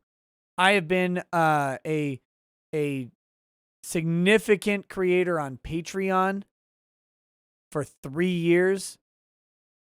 Never once have I talked to a person from Patreon. I'm not the biggest Patreon creator by a long stretch, but my Patreon was significant, and never once did Patreon reach out to me, offer to help me grow my Patreon, to deliver better product or services to my subscribers. Nothing. So Patreon was always an afterthought. Locals has said, how do we partner with you in making a good place for your community? I love them. I love them so far. And there's also potentially some really interesting stuff coming for Locals. I will announce it as we work it out. Mario Carter 13 says, rip thunder thighs. Gross. Anal Jihad says, last words are, I didn't do nothing after being caught with coke, running from the officer, then firing at him. Truly a pillar of the community. Yes, everybody is more sad that she is gone. Pseudo Snark says, tasers are weird. Juice flows between the probes. They used to chain people and put one lead in one end and one in the other. The guy in the mid completed the circuit. Super Dude says, hail Nick. I've got divorce court in the morning fighting for my kid. Please keep me in your prayers. Thanks for all you do. Super Dude, I will, man. I will. I will genuinely pray for you to end wisdom for the judge and the best interests of your child. Not the court's best interests, but the real best interests. So hopefully everything goes well for you. I hate to see dads especially separated from their kids, because dads are so fucking important. Jackson Kai says, God bless America. Nick, his family, chat, grandpa, and officer. Tons of fun. Hope he recovers quickly. Me too. Me too. Bad Dragonite says, since you do the opposite of demands, I demand that you not ban all Canadian super chats for that cottage cheese super chat by bullets. We should just ban bullets from life. Night of Hope says, yeah, I don't think we should be shooting and killing people over cocaine. This is retarded. Even though I support the police, I'd rather they not be allowed to do this kind of shit. Dude, she pulled a gun and shot at him before he fired back at her. Like, I don't know, man. I don't know what you do there. Can we just end this fucking drug war already? It doesn't work. Shit, guys. That I agree with. I agree with ending the drug war. In this case, though, for this particular one, look, again, you know me. I don't want anybody on either side to go home in a body bag. And I do think that ending the drug war is an important thing. At the same time, like, you pull a gun on a cop and fire at him before he fires back, that guy waited as long as he possibly could. The drug war is not a death sentence for that cop. Malik says, nice green screen shot, Nick. Now do a real one. Also, she's got so much insulation, I don't think the current dies before it even makes it out of her body to the officer. Knight says, kind of not on this guy's size now that I see how fat he is. Guy's lucky he hasn't been killed already. Why is this blimp on the force? What a waste of taxpayer money. Jeez Louise. I always find these videos disgusting to watch because I know this is how I'm going to die when the left sends the military after us. Really hope it doesn't happen in my lifetime, but I fully expect to be shot to death by some cunt following orders. To be fair, again, this officer in this particular case seemed to be doing things right. He seemed to be doing things justly. Gave her a lot of opportunity, tried less than lethal methods, she ends up shooting at him. That's not a death sentence for that guy. He doesn't deserve to die because of that. So, all right, guys, that's the show tonight. We're going to go over to Twitch and we're going to play some video game. Some video game I have never streamed on Twitch before. I'm going to decide in the next couple minutes what it will be. We'll talk then. Hope you guys enjoyed the show tonight. Thank you, as always, every day. Thank you for coming, showing up. Make sure you watch the short videos, too. I try to vary up the content on the short videos and the live streams. What I could do is be a beta bitch, do a live stream, and then just chop it up and do those as short videos. But I try to bring different content to both things because I work hard for you all day, every day, just for you guys. Thanks a bunch for hanging out. We'll talk soon. Peace. Peace.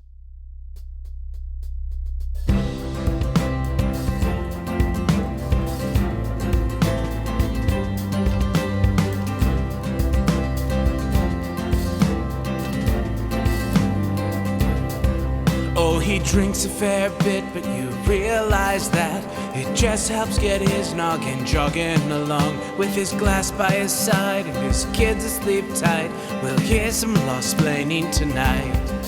With his microphone muted, we'll laugh at this boomer until he explains it's all part of the plan. Watch his face become redder as he becomes meta, raging at idiots from Twitterland. From the white shores of Maine to the hills of Glenlivet, there's no one who explains the law better than Nick. So pour out a glass for the ones who have passed to make the law what we have now.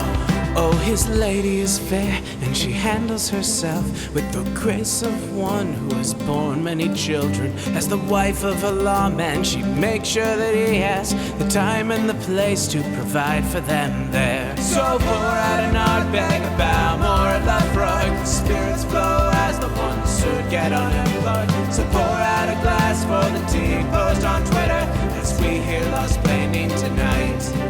From the white shores of Nairn to the hills of Glenlivet, there's no one who explains the law better than Nick. So pour out a glass for the ones who have passed to make the law what we are now. Oh, the guests are all plentiful, from Doug T to Drexel. They bring their perspective and spice to the mix. But the reason we're here and the one that we cheer is the one who is showcasing us his career.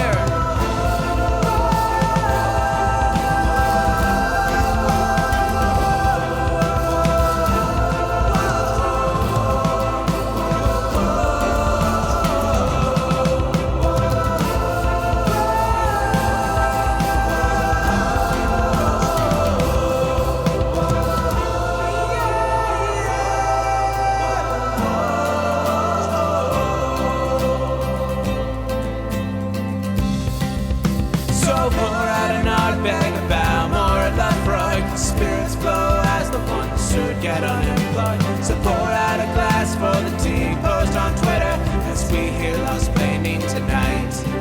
From the white shores of Nairn to the hills of Glenlivet, there's no one who explains the law better than Nick. So pour out a glass for the ones who have passed to make the law what we have